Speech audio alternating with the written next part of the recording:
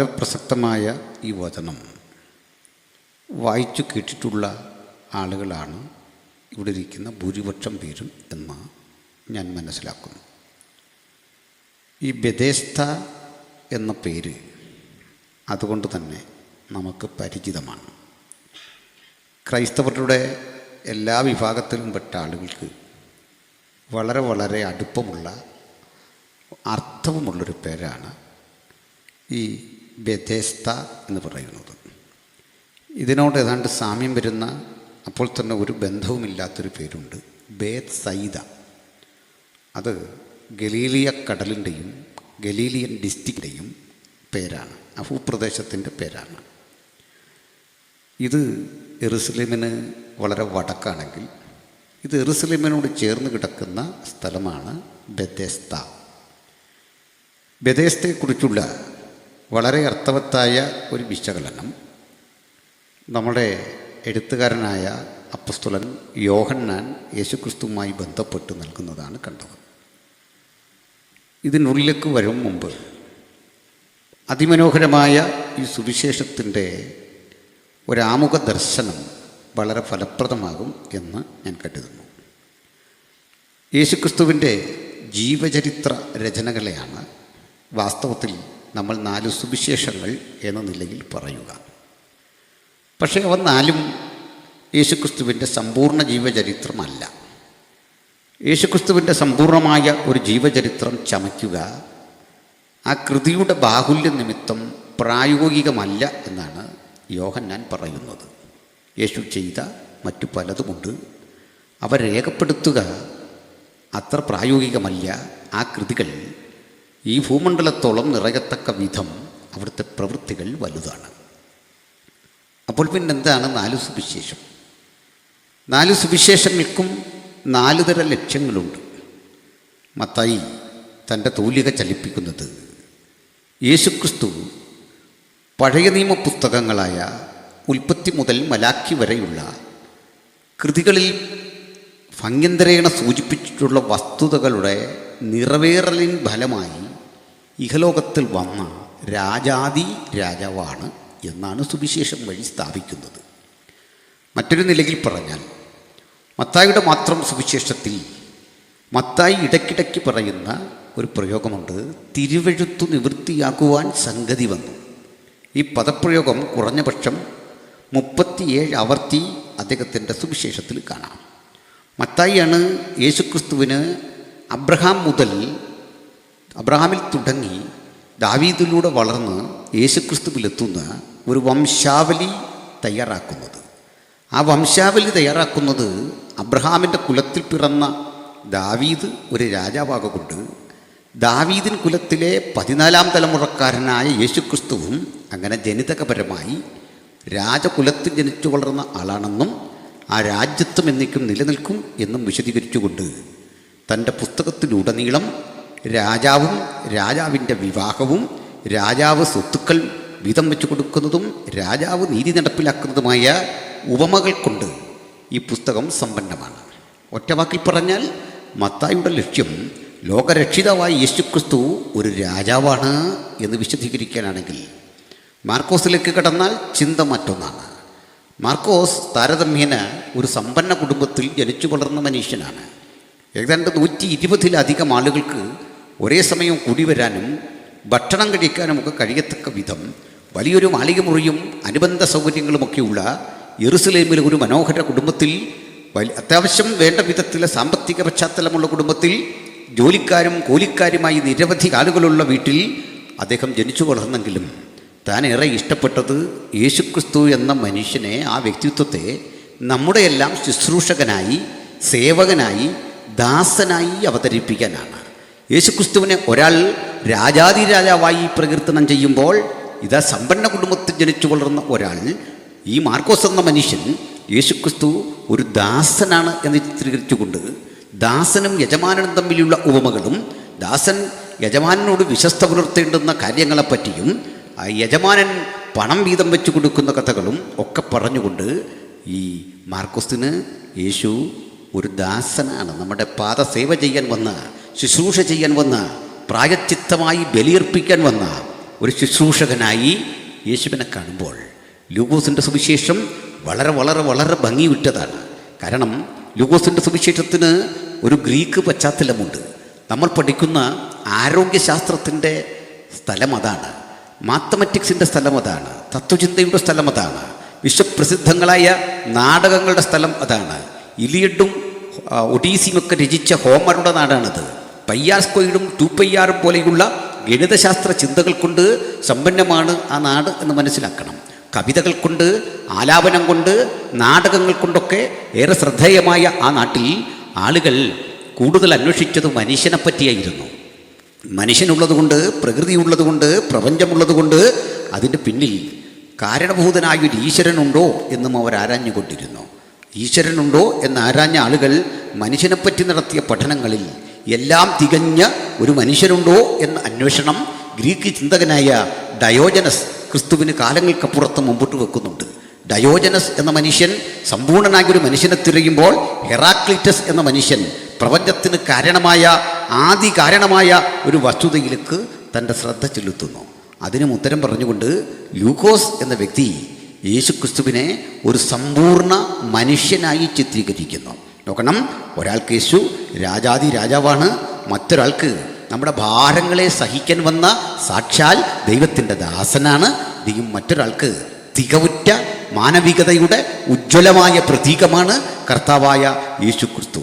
ഇനിയും നാലാമത് വരുന്ന യോഹന്നാനാകട്ടെ ബാക്കി 3 കാര്യങ്ങളെയും ശരിവെച്ചുകൊണ്ട് അതിൻ്റെ ഉള്ളടക്കങ്ങളെ മുഴുവൻ അംഗീകരിച്ചുകൊണ്ട് നമ്മെ വെളിപ്പെടുത്തി തരുന്നത് 4-ാം സുവിശേഷത്തിൽ വിരാജിക്കുന്ന ക്രിസ്തു രാജാതി രാജാവോ അല്ലെങ്കിൽ സമ്പൂർണ്ണ മനുഷ്യനോ സമ്പൂർണ്ണ ശുശ്രൂഷകനോ എന്നതിൻ്റെ അപ്പുറത്ത് പ്രപഞ്ച കാരണഭൂതനായ സർവേശ്വരനായ ആത്യന്തികനായ സാക്ഷാൽ ദൈവമായി 4-ാം സുവിശേഷകൻ ഈ സുവിശേഷത്തിലൂടെ യേശുവിനെ വിശദീകരിക്കുന്നു. ദൈവം ആണെന്ന് മാത്രമല്ല, യേശുവിൻ്റെ വ്യക്തിത്വത്തിൻ്റെ 2 ഭാവങ്ങൾ ഒരുപോലെ കൃത്യമായി ഈ സുവിശേഷത്തിൽ അന്തർലീന ചെയ്യപ്പെട്ടിട്ടുണ്ട്. സുവിശേഷം തുടങ്ങുന്നത് തന്നെ യേശുവിൻ്റെ സമ്പൂർണ്ണ ദൈവത്വത്തെ വിളംബരം ചെയ്തുകൊണ്ടാണ്.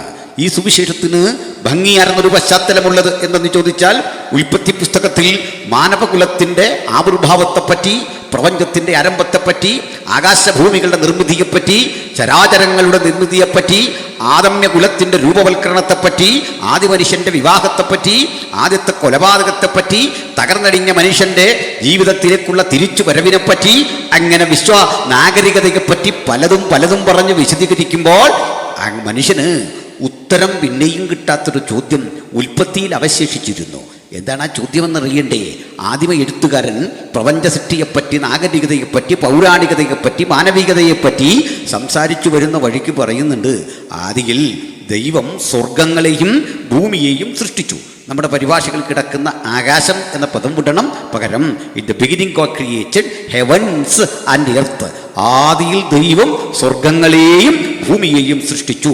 മനോഹരമാണ് ആ പ്രഖ്യാപനം. കാരണം ഭൗതിക ശാസ്ത്രത്തിൻ്റെ അടിസ്ഥാന ചിന്തയനുസരിച്ച് ചില ഘടകങ്ങൾ സൃഷ്ടിക്ക് ഹേതുവായിട്ട് വേണം. സൃഷ്ടി എന്ന് പറയുന്ന അല്ലെങ്കിൽ ഭൗതിക ശാസ്ത്രത്തിൻ്റെ ഫിസിക്സിൻ്റെ നിലനിൽപ്പിന് തന്നെ ആധാരമായ ചില ഘടകങ്ങളുണ്ടല്ലോ.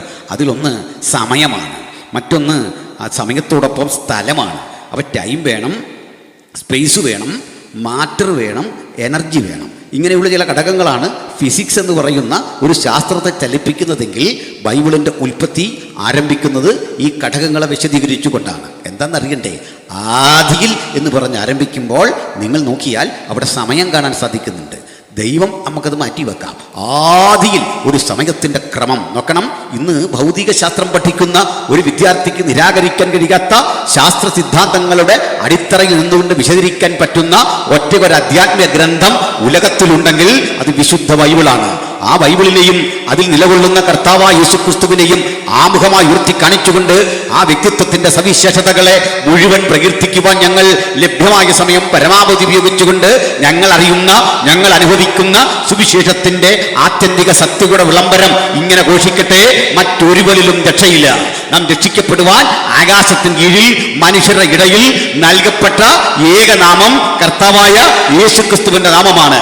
5 ഭൂഖണ്ഡങ്ങളിലും ഒരുപോലെ സ്ഥിരീകരിക്കപ്പെടുന്ന പ്രപഞ്ചത്തിന്റെ ആത്യന്തിക ജനയിതാവിന്റെ പുത്രനെ ഈ രാത്രി രക്ഷകനായി, വീണ്ടെടുപ്പിൻ കാരണഭൂതനായി, വിമോചകനായി ഒരിക്കൽ കൂടി അവതരിപ്പിച്ചുകൊണ്ട് പറയാം, രക്ഷ യേശുക്രിസ്തുവിന്റെ ക്രൂശ് മരണത്തിലൂടെ മാത്രം ആ രക്ഷ കരഗതമാക്കിയ ദൈവമക്കളെ എല്ലാം ഓർത്തുകൊണ്ട് ഞാൻ ദൈവത്തെ സ്തുതിക്കുന്നു.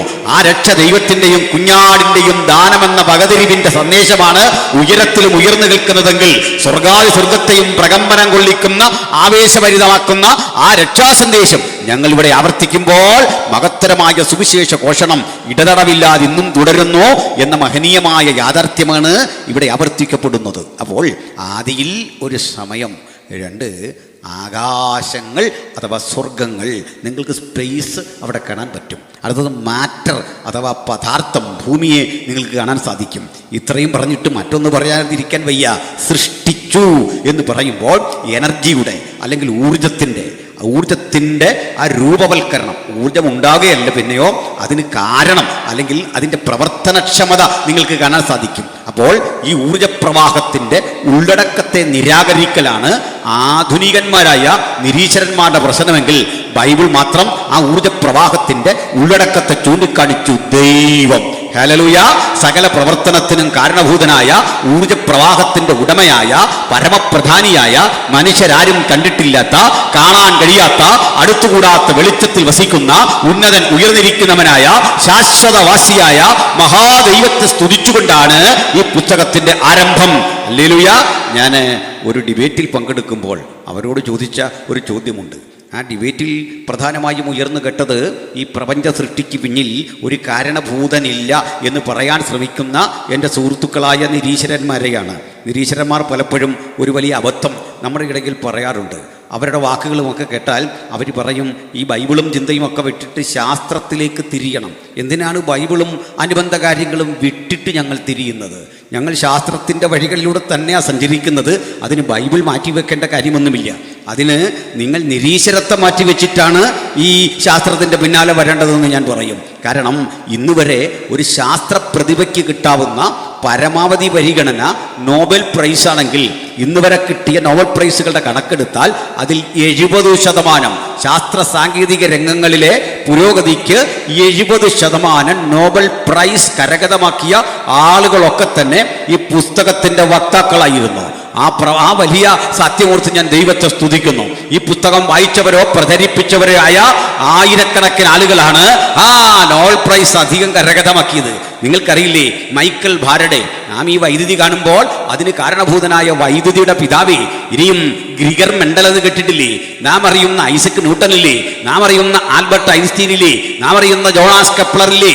അങ്ങനെ അറിയപ്പെടുന്ന ശാസ്ത്രജ്ഞന്മാരുടെ കുലം പരിശോധിച്ചാൽ, അവരുടെ തറവാട് പരിശോധിച്ചാൽ, അവരുടെ ആധ്യാത്മിക ചിന്ത പരിശോധിച്ചാൽ ബൈബിളിന്റെ പഴയ നിയമമോ പുതിയ നിയമമോ ഏതെങ്കിലും വിധത്തിൽ ആധ്യാത്മികതയുടെ ഭാഗമാക്കി ചിന്തിക്കാത്ത ആളുകളായിരുന്നില്ല അവർ ഗ്രഹിച്ച, അവർ മനസ്സിലാക്കിയ ആ ദൈവത്തെയാണ് ഈ രാത്രി ഞങ്ങളും സ്തുതിച്ചുകൊണ്ടിരിക്കുന്നത്. ഇനി പരിതാപകരമായ ഒരു കാര്യം പറയട്ടെ, ദൈവത്തെ നിരാകരിക്കുന്ന, ദൈവികമായ പ്രപഞ്ച നിയമങ്ങളെയൊക്കെ നിരാകരിക്കാൻ ശ്രമിക്കുന്ന എൻ്റെ പ്രിയപ്പെട്ട യുക്തിവാദി സുഹൃത്തുക്കൾ ഒരു കാര്യം പറയണം.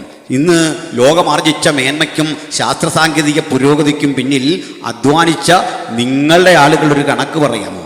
ഈ രാജ്യത്തിൻ്റെ പുരോഗതിക്ക് വേണ്ടി, സമൂഹത്തിൻ്റെ ഉന്നമനത്തിന് വേണ്ടി ശാസ്ത്രരംഗത്ത് നിങ്ങൾ കൊടുത്ത സംഭാവന, ശാസ്ത്രരംഗത്തല്ല, ആകെ കിട്ടിയ യുക്തിവാദികളുടെ നോബൽ പ്രൈസിൻ്റെ കണക്കെടുത്താൽ അതേതാണ്ട് 9% താഴെയാണ്. 9% താഴെ നോക്കണം. 9% കിട്ടിയത് തന്നെ എന്തിനാണെന്നറിയണ്ടേ?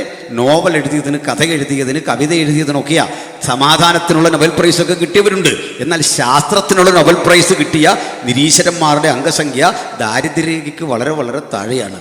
അങ്ങനെ 9% കഷ്ടിച്ച് അവാർഡുമൊക്കെ വാങ്ങിയ, പരിഗണന വാങ്ങിയ നിരീശ്വരന്മാർ 70%-ഓളം ആ നോബൽ പ്രൈസ് വാങ്ങിയ യേശുവിൻ്റെ അനുഗാമികളായ ഞങ്ങളെ ശാസ്ത്രം പഠിപ്പിക്കാൻ തൽക്കാലം വളർന്നിട്ടില്ല എന്ന് മാത്രം ഓർമ്മപ്പെടുത്തി ഞാൻ ആ വിഷയം വിടുന്നു.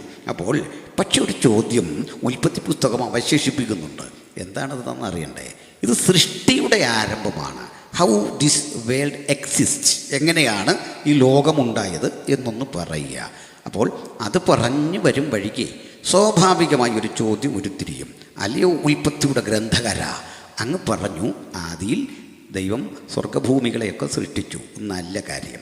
പക്ഷെ സംശയം അതല്ലെന്നേ, ഒരു മനുഷ്യൻ ചോദിക്കുക, അല്ലെങ്കിൽ ഒരു കുട്ടി ചോദിക്കുക, അതിനു മുമ്പ് എന്തായിരുന്നു, എങ്ങനെയായിരുന്നു ലോകം, ഒന്ന് പറയാമോ എന്ന് ചോദിച്ചു കഴിഞ്ഞാൽ പെട്ടെന്നൊരു ഉത്തരം പറയാൻ കഴിയില്ല. നമുക്ക് മാത്രമല്ല, സയൻറ്റിസ്റ്റുകൾക്കും കഴിയില്ല. അതിനു മുമ്പ് ചില ഊഹങ്ങളൊക്കെ പറയാൻ പറ്റിയേക്കും. പക്ഷേ അങ്ങനെ വിടുന്ന ആളല്ല മോശ. അദ്ദേഹം മരിക്കും മുമ്പ് തന്നെ ഇതിൻ്റെ ഉത്തരം നമുക്ക് തന്നു. കാരണം മോശയുടെ അറിവുകൾ അങ്ങകലെ ഈജിപ്തിലെ ഒരു കലാശാലയിൽ നിന്ന് പഠിച്ചവയല്ല. അദ്ദേഹം അവിടെ പഠിച്ചിട്ടുണ്ട്, അറിവുകൾ ആർജിച്ചിട്ടുണ്ട്. പക്ഷേ ഈ പുസ്തകത്തിൽ പ്രതിഫലിക്കുന്ന അറിവൊക്കെ ഉയരത്തിലെ ചിന്തയാണ്. ഉയരത്തിലെ ചിന്ത അത് വെളിപ്പാടുകളുടെ പ്രചോദനത്താൽ രൂപപ്പെട്ടതാണ്. അതുകൊണ്ട് അദ്ദേഹം അത് തീരും മുമ്പ് 90-ാം സങ്കീർത്തനത്തിൽ ഉൽപ്പത്തിക്ക് മുമ്പിലേക്കൊന്ന് ഇറങ്ങാൻ ശ്രമിക്കുന്നു. ഉൽപ്പത്തിക്ക് വളരെ വളരെ വളരെ അല്പം പുറകിലേക്ക് ഇറങ്ങാൻ ശ്രമിക്കുന്നു. അതാണ് ശരി. ഞാനത് നിങ്ങളെ ഒന്ന് വിശദീകരിച്ച് എളുപ്പത്തിൽ മനസ്സിലാക്കി തരാം. ഈ ലോകത്തിൻ്റെ സൃഷ്ടി മുതൽ നമ്മൾ ഇങ്ങോട്ടൊരു പോയിന്റ് കൊടുക്കുന്നു. എന്നിട്ട് ഇങ്ങനൊരു വരയിട്ട് പോകുക, അങ്ങോട്ട് പോകുകയെന്ന് വിചാരിക്കുക. ലോകം തുടങ്ങുന്നു, അല്ലെങ്കിൽ ആദിയിൽ ആ യാത്ര ഇങ്ങോട്ട് തുടങ്ങി 6 ദിവസം കഴിയുന്നു, ശബത്താചരണം നടക്കുന്നു. അതുമൊക്കെ കഴിഞ്ഞ് മനുഷ്യകുലമുണ്ടാകുന്നു, ശബത്താചരണം നടക്കുന്നു. പിന്നെ ഇങ്ങോട്ട് നമുക്ക് നോഹയെ കാണാൻ സാധിക്കുന്നു, അബ്രഹാമിനെ കാണാൻ സാധിക്കുന്നു, ഇസഹാക്കിനെ കാണാൻ സാധിക്കുന്നു, ദാവീദിനെ കാണാൻ സാധിക്കുന്നു, യേശുക്രിസ്തുവിനെ കാണാൻ സാധിക്കുന്നു. അങ്ങനെ ഇന്ന് വരെയുള്ള മനുഷ്യചരിത്രം നമുക്കിങ്ങനൊരു വരയിട്ട് ഗ്രാഫ് അടയാളപ്പെടുത്തി നമ്മളിന്ന് ഈ കൺവെൻഷൻ നടക്കുന്ന സ്ഥലം വരെ എത്തിക്കാൻ പറ്റുമല്ലോ, സാധിക്കും. മുമ്പോട്ട് പ്രോഗ്രസീവായി ഇത് കൊണ്ടുപോയി പ്രധാന സംഭവങ്ങൾ ഇങ്ങനെ രേഖപ്പെടുത്തി കൊണ്ടുവരാൻ പറ്റും. പക്ഷെ പ്രശ്നം എന്താണെന്നറിയണ്ടേ? അപ്പോഴും ഒരു ചോദ്യം കിടക്കുന്നു, ഇതിൻ്റെ പിന്നിലെന്താ? ഇങ്ങനെ ചോദിക്കുന്ന കുട്ടിയുടെ ആകാംക്ഷയെ നിരുത്സാഹപ്പെടുത്തിക്കൊണ്ട് നമ്മൾ പറയും, അതൊക്കെ അങ്ങ് വിട്ടേക്ക്, അതിനു മുമ്പ് ശൂന്യതയായിരുന്നു. ആ ശൂന്യതയുടെ റീസൺ എന്താ? അതിനൊക്കെ കാരണം പറഞ്ഞേ പറ്റും. അപ്പോൾ കുട്ടിയുടെ ആകാംക്ഷ തല്ലിക്കെടുത്തിക്കൊണ്ടല്ല അത് തുടങ്ങുന്നത്. വാസ്തവത്തിൽ ബൈബിളിൻ്റെ ലോകക്രമം മുമ്പേ ഇട്ടതുപോലൊരു വരയല്ല. അതുകൊണ്ട് മനസ്സിലാക്കാൻ പ്രയാസം. ബൈബിളിൻ്റെ ലോകക്രമം ഇങ്ങനെ നേരെ ഒരു വരയിട്ട് പോകുന്ന പ്രക്രിയയല്ല. പകരം നിങ്ങൾ ആ സ്ഥാനത്ത് ഒരു വൃത്തം വരയ്ക്കുക. ഒരു വൃത്തം. ഈ വൃത്തത്തിൽ എവിടെ നിന്ന് വേണമെങ്കിലും നിങ്ങൾക്ക് ആദിയിൽ തുടങ്ങാം. നിങ്ങളെവിടെ കുത്തുന്നോ അവിടെയാണ് ഉൽപ്പത്തി. മനസ്സിലായല്ലോ? ഇനി നമ്മൾ തുടങ്ങാം. ഇങ്ങനെ അങ്ങോട്ട് പോയി നമ്മളെവിടെ വരും? നേരെ പിന്നിൽ വരും. അതിനാണ് നമ്മൾ നിത്യത എന്ന് പറയുന്നത്. ആ റൗണ്ടിന് ഒരു സവിശേഷതയുണ്ട്. ഞാനല്ല ഈ റൗണ്ട് വരച്ചതേ, നമ്മുടെ കർത്താവ് തന്നെയാണ്. ഇത് സംശയമുണ്ടല്ലേ? കർത്താവ് ഇങ്ങനെ ഒരു റൗണ്ട് ഉണ്ടെന്നേ പറഞ്ഞു തരാം. ആ റൗണ്ടിലേക്കൊരു ചെറിയ ശ്രമം നടത്തിയാളാ മോശ. ഉൽപ്പത്തി വിശദീകരിച്ച മോശ പറയുകയാണ്, കർത്താവേ, അങ്ങ് തലമുറയായി ഞങ്ങളുടെ സംഗീതമായിരിക്കുന്നു.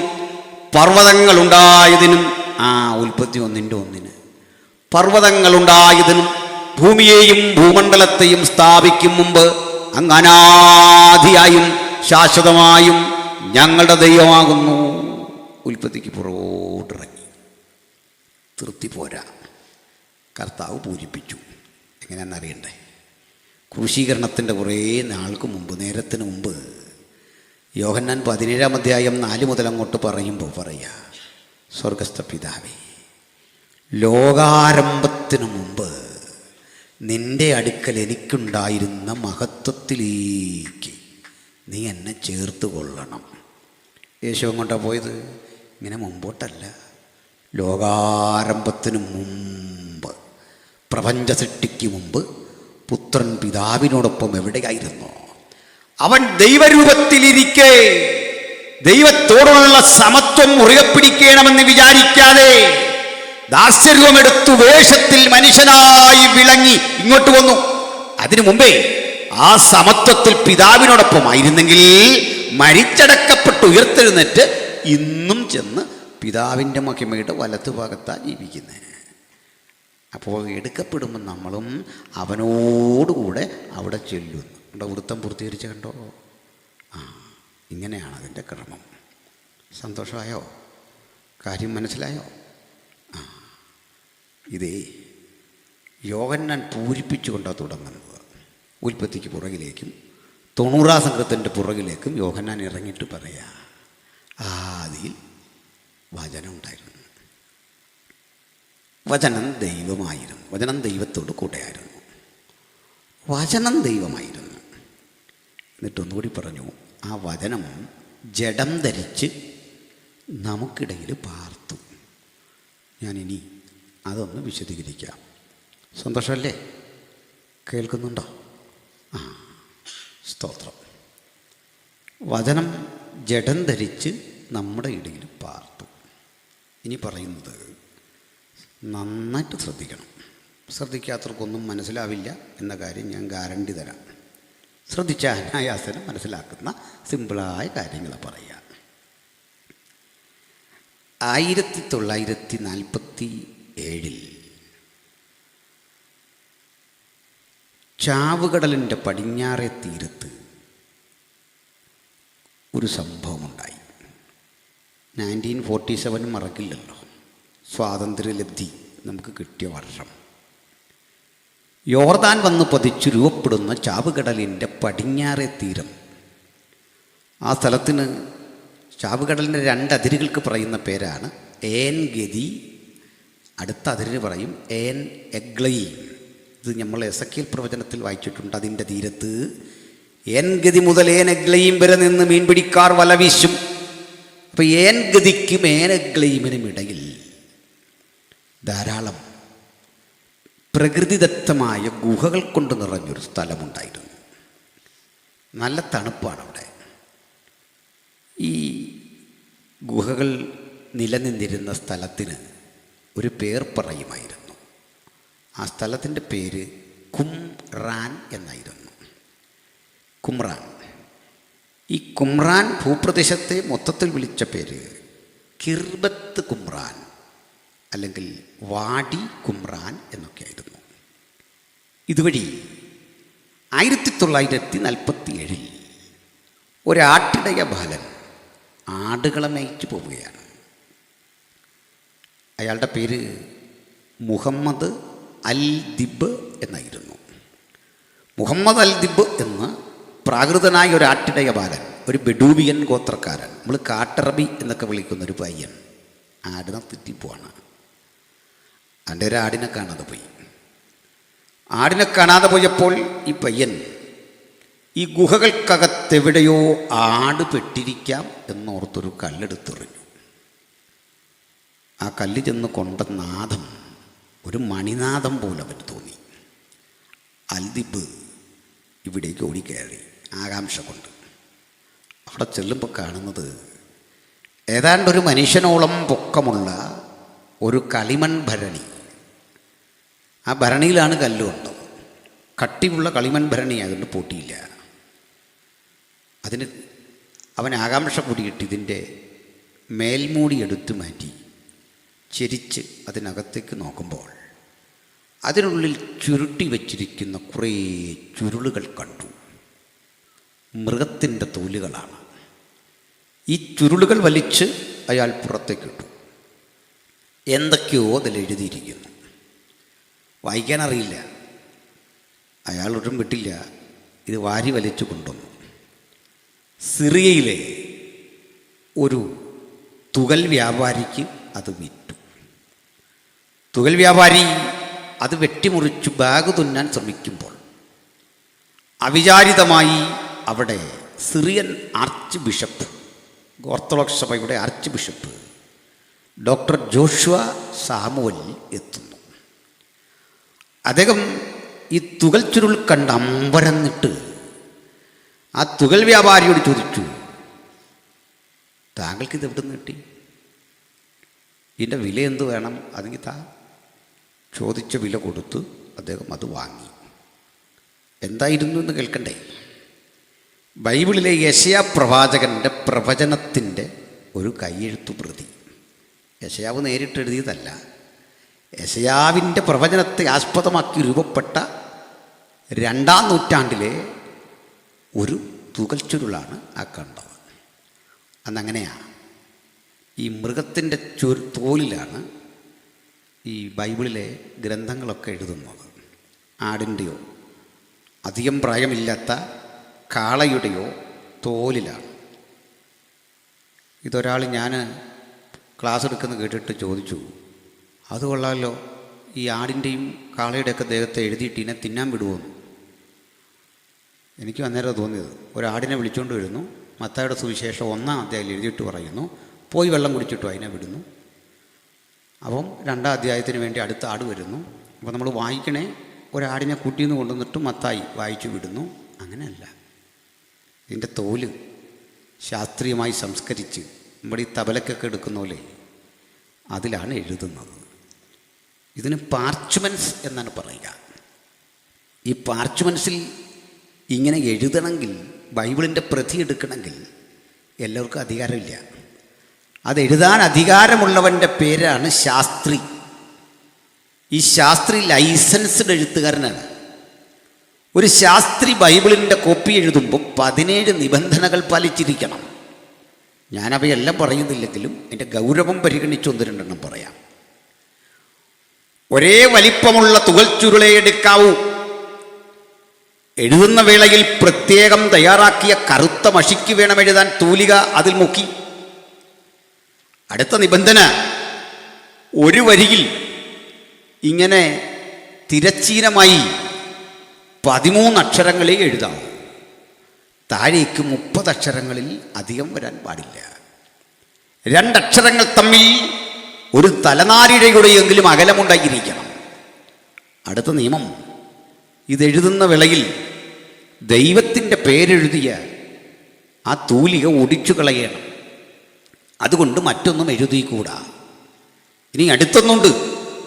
എഴുതിക്കൊണ്ടിരിക്കുന്ന വേളയിൽ അവിടേക്ക് രാജാവ് കയറി വന്നാൽ പോലും അഭിവാദ്യം സ്വീകരിക്കുകയോ അഭിവാദ്യം മടക്കുകയോ ചെയ്യരുത്. താങ്കൾ ചെയ്യുന്നത് മഹാരാജാവിൻ്റെ ജോലിയാകയാൽ മൈൻഡ് ചെയ്യാനേ പാടില്ല. ഇനി ഇതിലേതെങ്കിലും ഒന്ന് തെറ്റിപ്പോയാൽ അതിൽ തിരിച്ച് ഒരു ഗുണനചിഹ്നമിട്ട് വെട്ടി മാറ്റി വെച്ച് ആലയത്തിൻ്റെ പിന്നിലുള്ള ഗനീസ എന്നറിയപ്പെടുന്ന അൽമാരയിലിടണം. അൽമാര നിറഞ്ഞു കഴിഞ്ഞാൽ അത് പുറത്തു കൊണ്ടുവന്ന് തീയിട്ട് ചുട്ടുകളയുകയോ അതിലെ ചാരം പോലും പുറത്തു വരാതെ അക്ഷരം തെളിഞ്ഞു നിൽക്കാതെ നശിപ്പിച്ചു കളയണം. ഒരു കാരണവശാലും അയോഗ്യമായ കൃതികൾ പ്രചരിച്ചുകൂടാ. ഇങ്ങനൊക്കെ കിട്ടിയ ഒരു കിതാബും കൊണ്ടാണ് നമ്മളിന്ന് രാത്രിയോടെ വന്നിരിക്കുന്നത്. അന്നേരം ചില പുള്ളികൾ പറയും ഇതിനകത്ത് തെറ്റുണ്ട്, ഇത് തിരുത്തിയിട്ടുണ്ട്, ഇതിനകത്ത് ഏതാണ്ട് കുഴപ്പമുണ്ട്. പറഞ്ഞ പുള്ളികളോടൊരു കാര്യം പറയാം. 7 തലമുറയിലെ മുത്തച്ഛൻ കുഴിയിൽ നിന്ന് എഴുന്നേറ്റ് വന്നാലും ആ തെളിവൊന്നും കാണിക്കാൻ നിങ്ങൾക്ക് കഴിയില്ല. മനസ്സിലായില്ലേ? ഇത് യഹോവയുടെ വചനം. ഹല്ലേലൂയ. നിലത്തുലയിൽ ഉരുക്കി 7 തവണ ശോധന ചെയ്ത് പുറത്തു വന്ന ഈ പവിത്ര ഗ്രന്ഥമാണ് ലോകത്തേറ്റവും അധികം വായനക്കാരുള്ളത്. ഏതായാലും അൽദിബിലേക്കൊന്ന് വരണം. അയാൾ വിറ്റ ഈ തുകൽ ചുരുള് കോടിക്കണക്കിന് പണം മുടക്കിയാണ് ബ്രിട്ടീഷ് ലൈബ്രറി, ബ്രിട്ടീഷ് മ്യൂസിയം വിലയ്ക്ക് വാങ്ങി ഇപ്പോഴും സൂക്ഷിച്ചിട്ടുണ്ട്. പോകട്ടെ. പിന്നെ ഇവിടെ ഈ സാമൂലും കൂട്ടരും വന്ന് വലിയൊരു ഉത്ഖനന പഠനമാണ് നടത്തിയത്. 10-14 ഗുഹകൾ, അതിനകത്ത് നിരവധി ഭരണികൾ, അതിനകത്ത് നിരവധി ഗ്രന്ഥച്ചുരുളുകൾ. ഒറ്റ വാക്കിൽ ഉപസംഹരിക്കാം ആ ഭാഗം. വിശുദ്ധ ബൈബിളിലെ ഉൽപ്പത്തി മുതൽ 39ാമത് കൃതിയായ മലാക്കി വരെയുള്ള പഴയ നിയമ പുസ്തകങ്ങളിൽ എസ്തേർ ഒഴികെയുള്ള 38 പുസ്തകങ്ങളുടെയും പ്രതികൾ അവർ കണ്ടെടുത്തു ഇതിൽ നിന്ന്. കൂടാതെ പാട്ടുപുസ്തകങ്ങൾ, പ്രാർത്ഥന പുസ്തകങ്ങൾ, അവരുടെ പ്രതീക്ഷകൾ ഒക്കെ സംക്ഷേപിച്ചിരിക്കുന്ന ദർശന കൃതികൾ ഒക്കെ ഉണ്ട് ഇവിടെ. അപ്പം ഇവർക്കൊരാകാംക്ഷ, മനുഷ്യർ സാധാരണ വാസം ചെയ്യാത്ത ഈ സ്ഥലത്ത് ഇതെങ്ങനെ വന്നു? അത്യധികം ജീവിക്കാൻ ബുദ്ധിമുട്ടുള്ള യോർദാൻ്റെ വൻകാട്ടിലെ ഈ മണൽക്കാട്ടിലെ ഗുഹയ്ക്കുള്ളിൽ ഇതെങ്ങനെ വന്നു? പരിസരം പരതിയപ്പോഴാണ് കണ്ടത് ഇവിടെ ഒരു പറ്റം മനുഷ്യർ പാർത്തിരുന്നു. അവരുടെ വീടുകളുടെ അവശിഷ്ടം, അവരുടെ ജീവിതചര്യയെക്കുറിച്ചൊക്കെ ഉള്ള തെളിവുകൾ, അവർ നടത്തിയ കത്തിടപാടുകൾ, ഇതൊക്കെ പരിശോധിച്ചപ്പോഴാണ് മനസ്സിലാവുന്നത് ഒരു പറ്റം ആത്മീയർ വന്ന് വേറിട്ട് പാർത്ത സ്ഥലമാണ്.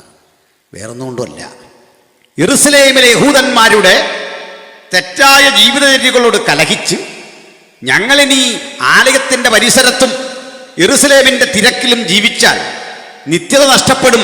അതുകൊണ്ട് പാപികളായി തെരുവീഥിയിൽ കേവലം മതവിശ്വാസികളായി തീരാതെ പള്ളിയിൽ യാത്രയുണ്ട്, ആരാധനയിൽ കൃത്യം പങ്കെടുക്കുന്നുണ്ട്, യാഗാദികർമ്മങ്ങളും വഴിപാടുകളും ചെയ്യുന്നുണ്ട്. പക്ഷെ ഉള്ളിൻ്റെ ഉള്ളിൽ ദൈവമില്ലാത്ത ഒരു ജീവിതചര്യയിലൂടെ പോകാൻ വയ്യ.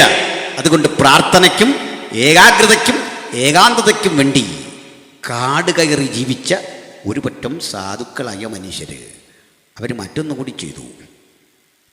നമ്മളാരും കൊടുത്ത ഭക്ഷണം കഴിക്കില്ല. അസ്പർശ്യത കൊണ്ടല്ല, കാരണം അത് വേണം യഥാർത്ഥത്തിൽ ചെയ്യാൻ. നമ്മളോടൊക്കെ പിണങ്ങി പോകുന്നവർ പിന്നെ നമ്മളിങ്ങനെ കറങ്ങി നമ്മുടെ അടുത്ത് പണം ചോദിച്ച് നിൽക്കരുത്. പണവും വാങ്ങിയില്ല, പണം വാങ്ങിയില്ല, നമ്മളുടെ ഭക്ഷണം വാങ്ങിയില്ല, നമ്മൾ കൊടുത്ത വസ്ത്രം വാങ്ങിയില്ല, നമ്മളോടൊരു കടപ്പാടില്ലാതെ തികച്ചും പ്രകൃതിയോട് അനുരൂപപ്പെട്ട് അവിടെ ജീവിച്ച ഒരു പറ്റം വിശുദ്ധ മനുഷ്യരായിരുന്നവർ. അപ്പോൾ ഇവരെ കുറിച്ച് പഠിച്ച ബൈബിൾ പഠിതാക്കൾ ഇവർക്കൊരു പേരിട്ടു. ആ പേരാണ് കുമ്രാൻ സമൂഹം, കുമ്രാന് ജീവിച്ചവർ എന്ന അർത്ഥത്തിലേ. അപ്പോൾ എന്നിട്ടും ഒരു പിടി കിട്ടാതെ ജോഷുവ സമൂഹം കൂട്ടരിൽ നിൽക്കുമ്പോൾ അവർക്കിടയിലൊരു ചർച്ച വന്നു. ഒരു ഗവേഷകൻ പറഞ്ഞു, സർ, ഞാനിങ്ങനെ ഒരാളെ ബൈബിളിൽ കണ്ടിട്ടുണ്ട്. എൻ്റെ ഓർമ്മ ശരിയാണെങ്കിൽ ഇതിനകത്ത് കുറേ വസ്തുതയുടെ വെളിച്ചം വീശുന്നുണ്ട്. പറയൂ. സർ, സ്നാപക യോഹന്നാനെ കുറിച്ച് നമുക്കറിയാമല്ലോ. നമ്മുടെ കർത്താവായ യേശുക്രിസ്തുവും നിലയങ്കി ധരിക്കുന്ന കാലത്തെ ഒട്ടകരോമം കൊണ്ടുള്ള ഉടുപ്പും അരയിൽ തോൽവാറും ധരിച്ചുകൊണ്ട് വെട്ടുക്കിളിയും കാട്ടുതേനും ഭക്ഷിച്ചുകൊണ്ട് അവിടെ കഴിഞ്ഞൊരു മനുഷ്യനെ ഓർക്കുമോ? ശരിയാണല്ലോ. യെരുശലേമിൽ അതിൻ്റെ തിരക്കിൽ ഒരു പുരോഹിതൻ്റെ മകനായി ജീവിതം ആരംഭിച്ചവൻ യോർദാൻ്റെ വൻകാട്ടിൽ വെട്ടുക്കിളിയും കാട്ടുതീനും കൊണ്ടുള്ള ആഹാരം കഴിച്ച് അരയിൽ തോൽവാറും ഒട്ടകരോമം കൊണ്ടുള്ള ഉടുപ്പും ധരിച്ച് ഞാനും നിങ്ങളും കൊടുത്ത വസ്ത്രം വാങ്ങാതെ, ഞാനും നിങ്ങളും കൊടുത്ത പണം വാങ്ങാതെ, കടപ്പാടില്ലാതെ പ്രസംഗം തുടങ്ങുമ്പോഴേ നമ്മെ നോക്കി വിളിച്ചു, സർപ്പസന്തതികളെ. ആരും അദ്ദേഹത്തെ തല്ലിയില്ല, കല്ലെറിഞ്ഞില്ല. കാരണം അത്ര ചൈതന്യവും തേജസ്സുമായിരുന്നു ആ മുഖത്ത്. ജനം അവനെ പ്രവാചകൻ എന്ന് വാഴ്ത്തി. തങ്ങളുടെ കുട്ടികളെ പ്രാർത്ഥിച്ച് ആശീർവദിക്കാൻ ഇവിടേക്ക് ആളുകൾ കൊണ്ടുവരും. ഈ വരും വഴിക്ക് അദ്ദേഹം തലയിൽ കൈവച്ച് പ്രാർത്ഥിക്കും.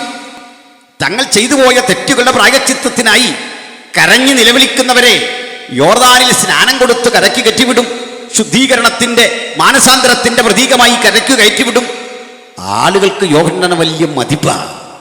ഓരോ ദിവസം കഴിയുന്തോറും യോഹന്നാന്റെ പ്രസംഗം കേൾക്കാൻ, യോഹന്നാന്റെ അരികിൽ പ്രാർത്ഥിക്കാൻ ആളുകൾ ധാരാളം വന്നുകൂടുന്നു. ഇതറിഞ്ഞുകൊണ്ടേ ശാസ്ത്രിമാരും പരീശന്മാരും ദേവാലയത്തിലെ പുരോഹിതന്മാരും ഒരുപറ്റ എൻക്വയറി ഓഫീസേഴ്സിനെ അവിടേക്ക് അയച്ചു, അന്വേഷണ ഉദ്യോഗസ്ഥന്മാരെ. അവർ വന്നിട്ട് ചോദിക്കുക, നീ ആരാ? ഒന്ന് തുറന്നു പറയൂ. നീ മശികയാണോ? നീ ഇരമ്യാവാണോ? നീ പ്രവാചകന്മാരുടെ ഒരുത്തനാണോ? ഓരോ ചോദ്യത്തിനും അല്ല അല്ല അല്ല എന്ന് കൃത്യ ഉത്തരം പറഞ്ഞിട്ട് യോഹന്നാൻ പറയാ, പക്ഷേ ഞാൻ യാദൃച്ഛികമായി വെറുതെ ഒന്നും നിൽക്കുകയല്ല, വെറുതെ വന്നതുമല്ല, ഒരു ചരിത്ര നിയോഗം ഏറ്റെടുത്തിട്ട് വരിക. ഞാൻ ആരാണെന്ന് യെശയ്യാ പ്രവാചകൻ പറഞ്ഞിട്ടുണ്ടേ. മരുഭൂമിയിൽ വിളിച്ചു പറയുന്നവന്റെ വാക്കാണ് ഞാൻ. എത്ര ആളുകൾ കേൾക്കുമെന്നോ എന്തെല്ലാം പ്രതികരണം ഉണ്ടാകുമെന്നോ ഒന്നും എൻ്റെ ബാധ്യതയല്ല. ഈ തിളച്ചൊഴുകുന്ന മരുഭൂമിയിലേക്ക് എന്നെ അയച്ചവൻ അവന്റെ വചനം ഇവിടെ നിക്ഷേപിക്കുകയാണ്. കാരണം അയച്ചവൻ അറിയാം, എന്റെ വായിൽ നിന്ന് പുറപ്പെടുന്ന എന്റെ വചനം അത് മരുഭൂമിയിൽ പതിച്ചാൽ പോലും അത് ജീവസുറ്റ അനുഭവത്തോടെ അവിടുത്തെ പ്രവൃത്തി, അവിടുത്തെ പ്രവൃത്തി നിർവഹിക്കും. ആ വലിയ ചിന്ത, ആ വലിയ ധാരണ പ്രവാചകൻ അങ്ങോട്ട് പങ്കിടുകയാണ്. പ്രവാചകൻ ആ വസ്തുത പറഞ്ഞിട്ടപ്പോൾ ഒന്നുകൂടി വിശദീകരിച്ചു. എൻ്റെ പിന്നാലെ ഒരുവൻ വരുന്നു, കുനിഞ്ഞവൻ്റെ ചെരുപ്പിൻ്റെ വാറഴിപ്പാൻ ഞാൻ യോഗ്യനല്ല. അവൻ എന്നിലും ശക്തൻ, എന്നിലും ബലവാൻ. തേജോരൂപിയായ ചൈതന്യവത്തായ മുഖത്തോടു കൂടിയ സ്നാപകനെ കണ്ട മനുഷ്യരോർത്തു, ഇതിലും ശക്തൻ, ഇതിലും കരുത്തൻ എങ്ങനെ ആയിരിക്കും? അവൻ്റെ മുഖം കുറെ കൂടി തേജസ്സുള്ളതാകും. അവൻ ഒരു പാപിയോടും ഇടപഴകത്തില്ല. ഞാൻ കൊടുത്ത വസ്ത്രം ധരിക്കാൻ, ഞാൻ കൊടുത്ത ആഹാരം കഴിക്കാൻ, ഞാൻ കൊടുത്ത കൈനീട്ടം വാങ്ങാൻ മനസ്സില്ലാത്ത സ്നാപകനാണെങ്കിൽ അവൻ പ്രകീർത്തിക്കുന്ന തന്നിലും ബലവാനായ മശിഹാ തമ്പുരാൻ തിരുമനസ്സുകൊണ്ട് എഴുന്നള്ളുമ്പോൾ ഇതിലുമൊക്കെ വിശുദ്ധിയുടെ അങ്ങേത്തലക്കൽ വർജനമാചരിക്കുന്ന ഒരാളാകും. ജനം ശ്രദ്ധയോടെ കാത്തിരിക്കുമ്പോൾ അമ്പരപ്പിക്കുന്നൊരു പ്രതികരണം. എന്താ അത്? കൊടുംഭാവിയായ സക്കായിയുടെ വീട്ടിൽ നിന്ന് ചപ്പാത്തി കഴിച്ചിട്ട് മത്തായി എന്ന് പറയുന്ന മറ്റൊരു പാപിയുടെ തോളിൽ കൈയിട്ട് മഗ്ദലീന മറിയോട് ക്ഷേമമന്വേഷിച്ച് കൊടും പാപികളുടെ കൂടെ കൂടി ഒരുവൻ ജനത്തിരക്കിൻ്റെ ഇടയിൽ നിന്ന് വരുന്നു. പിണക്കുണ്ടോ? അങ്ങനെ വന്നുകൊണ്ട് അവൻ അങ്ങനെ വന്നുകൊണ്ടാ നമ്മൾ ഇങ്ങനെ ഇവിടെ ഇരിക്കുന്നത്. യോഗ്യതയല്ല നമ്മളിവിടെ ഇരുത്തിയത്. കുടുംബാവിയായിരുന്ന നമ്മുടെ ഇടയിൽ വന്ന് നമുക്കൊപ്പം ജീവിക്കാൻ അവിടുന്ന് കാട്ടിയ സൗമനസ്യത്തിൻ്റെയും താഴ്മയുടെയും പരിണിത ഫലമാ സുവിശേഷം.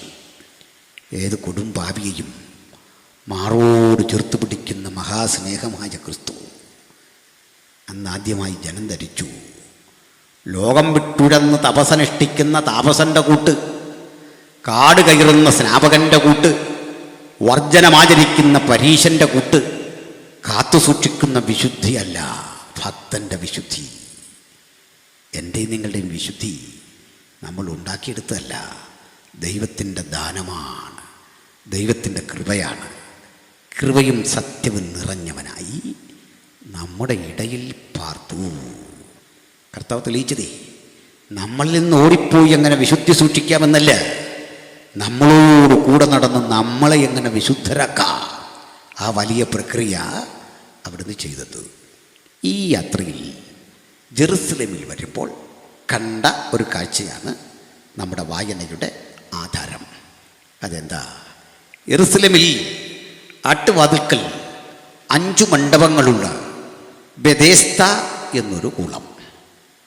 ആ കുളത്തിൽ നാനാവ്യാധിക്കാർ അതിന് ചുറ്റും കിടപ്പുണ്ട്.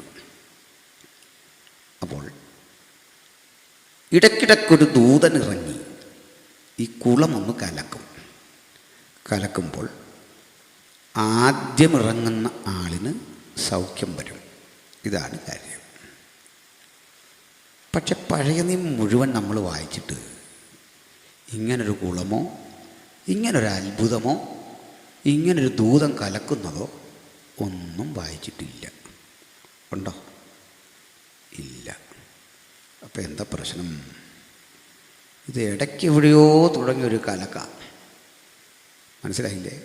ഏതോ ഒരു ടൈമിൽ ഉൽപ്പത്തി എഴുതുമ്പോഴോ മലാക്കി എഴുതുന്നിടം വരെ ദൂതനിങ്ങനെ കുളമുണ്ട്, അവിടെ ഇറങ്ങി കലക്കുകയോ ആളുകൾ ചാടി സൗഖ്യമാകുകയോ ചെയ്യുന്ന പതിവില്ല.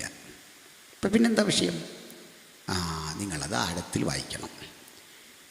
ഈ ദൂതൻ കലക്കുന്നതും ആളുകൾ സുഖപ്പെടുന്നതുമായ കാര്യം ദൈവപുരുഷൻ പറഞ്ഞിരിക്കുന്നത് ഒരു ബ്രാക്കറ്റിലാണ്. എന്താ അതിൻ്റെ അർത്ഥം എന്നറിയണ്ടേ? അങ്ങനെ അവർ കരുതി വന്നു, അത് പറയാനാ. നമുക്ക് മനസ്സിലായില്ല. ഒന്നുകൂടി പറഞ്ഞാൽ, ഇതേ ഒരന്ധവിശ്വാസത്തിൻ്റെ കൂടാരമാണ് ഈ ബെഥേസ്ത. ഇതൊരു തീർത്ഥാടന കേന്ദ്രമാണ്. ഇവിടെ 100 കണക്കിന് ആളുകൾ വന്ന് കിടക്കുക. അവരിൽ ഓരോരുത്തൻ ഇങ്ങനെ ചാടുമ്പോൾ 38 വർഷമായിട്ടൊരു മനുഷ്യൻ കിടക്കുകയാണ്.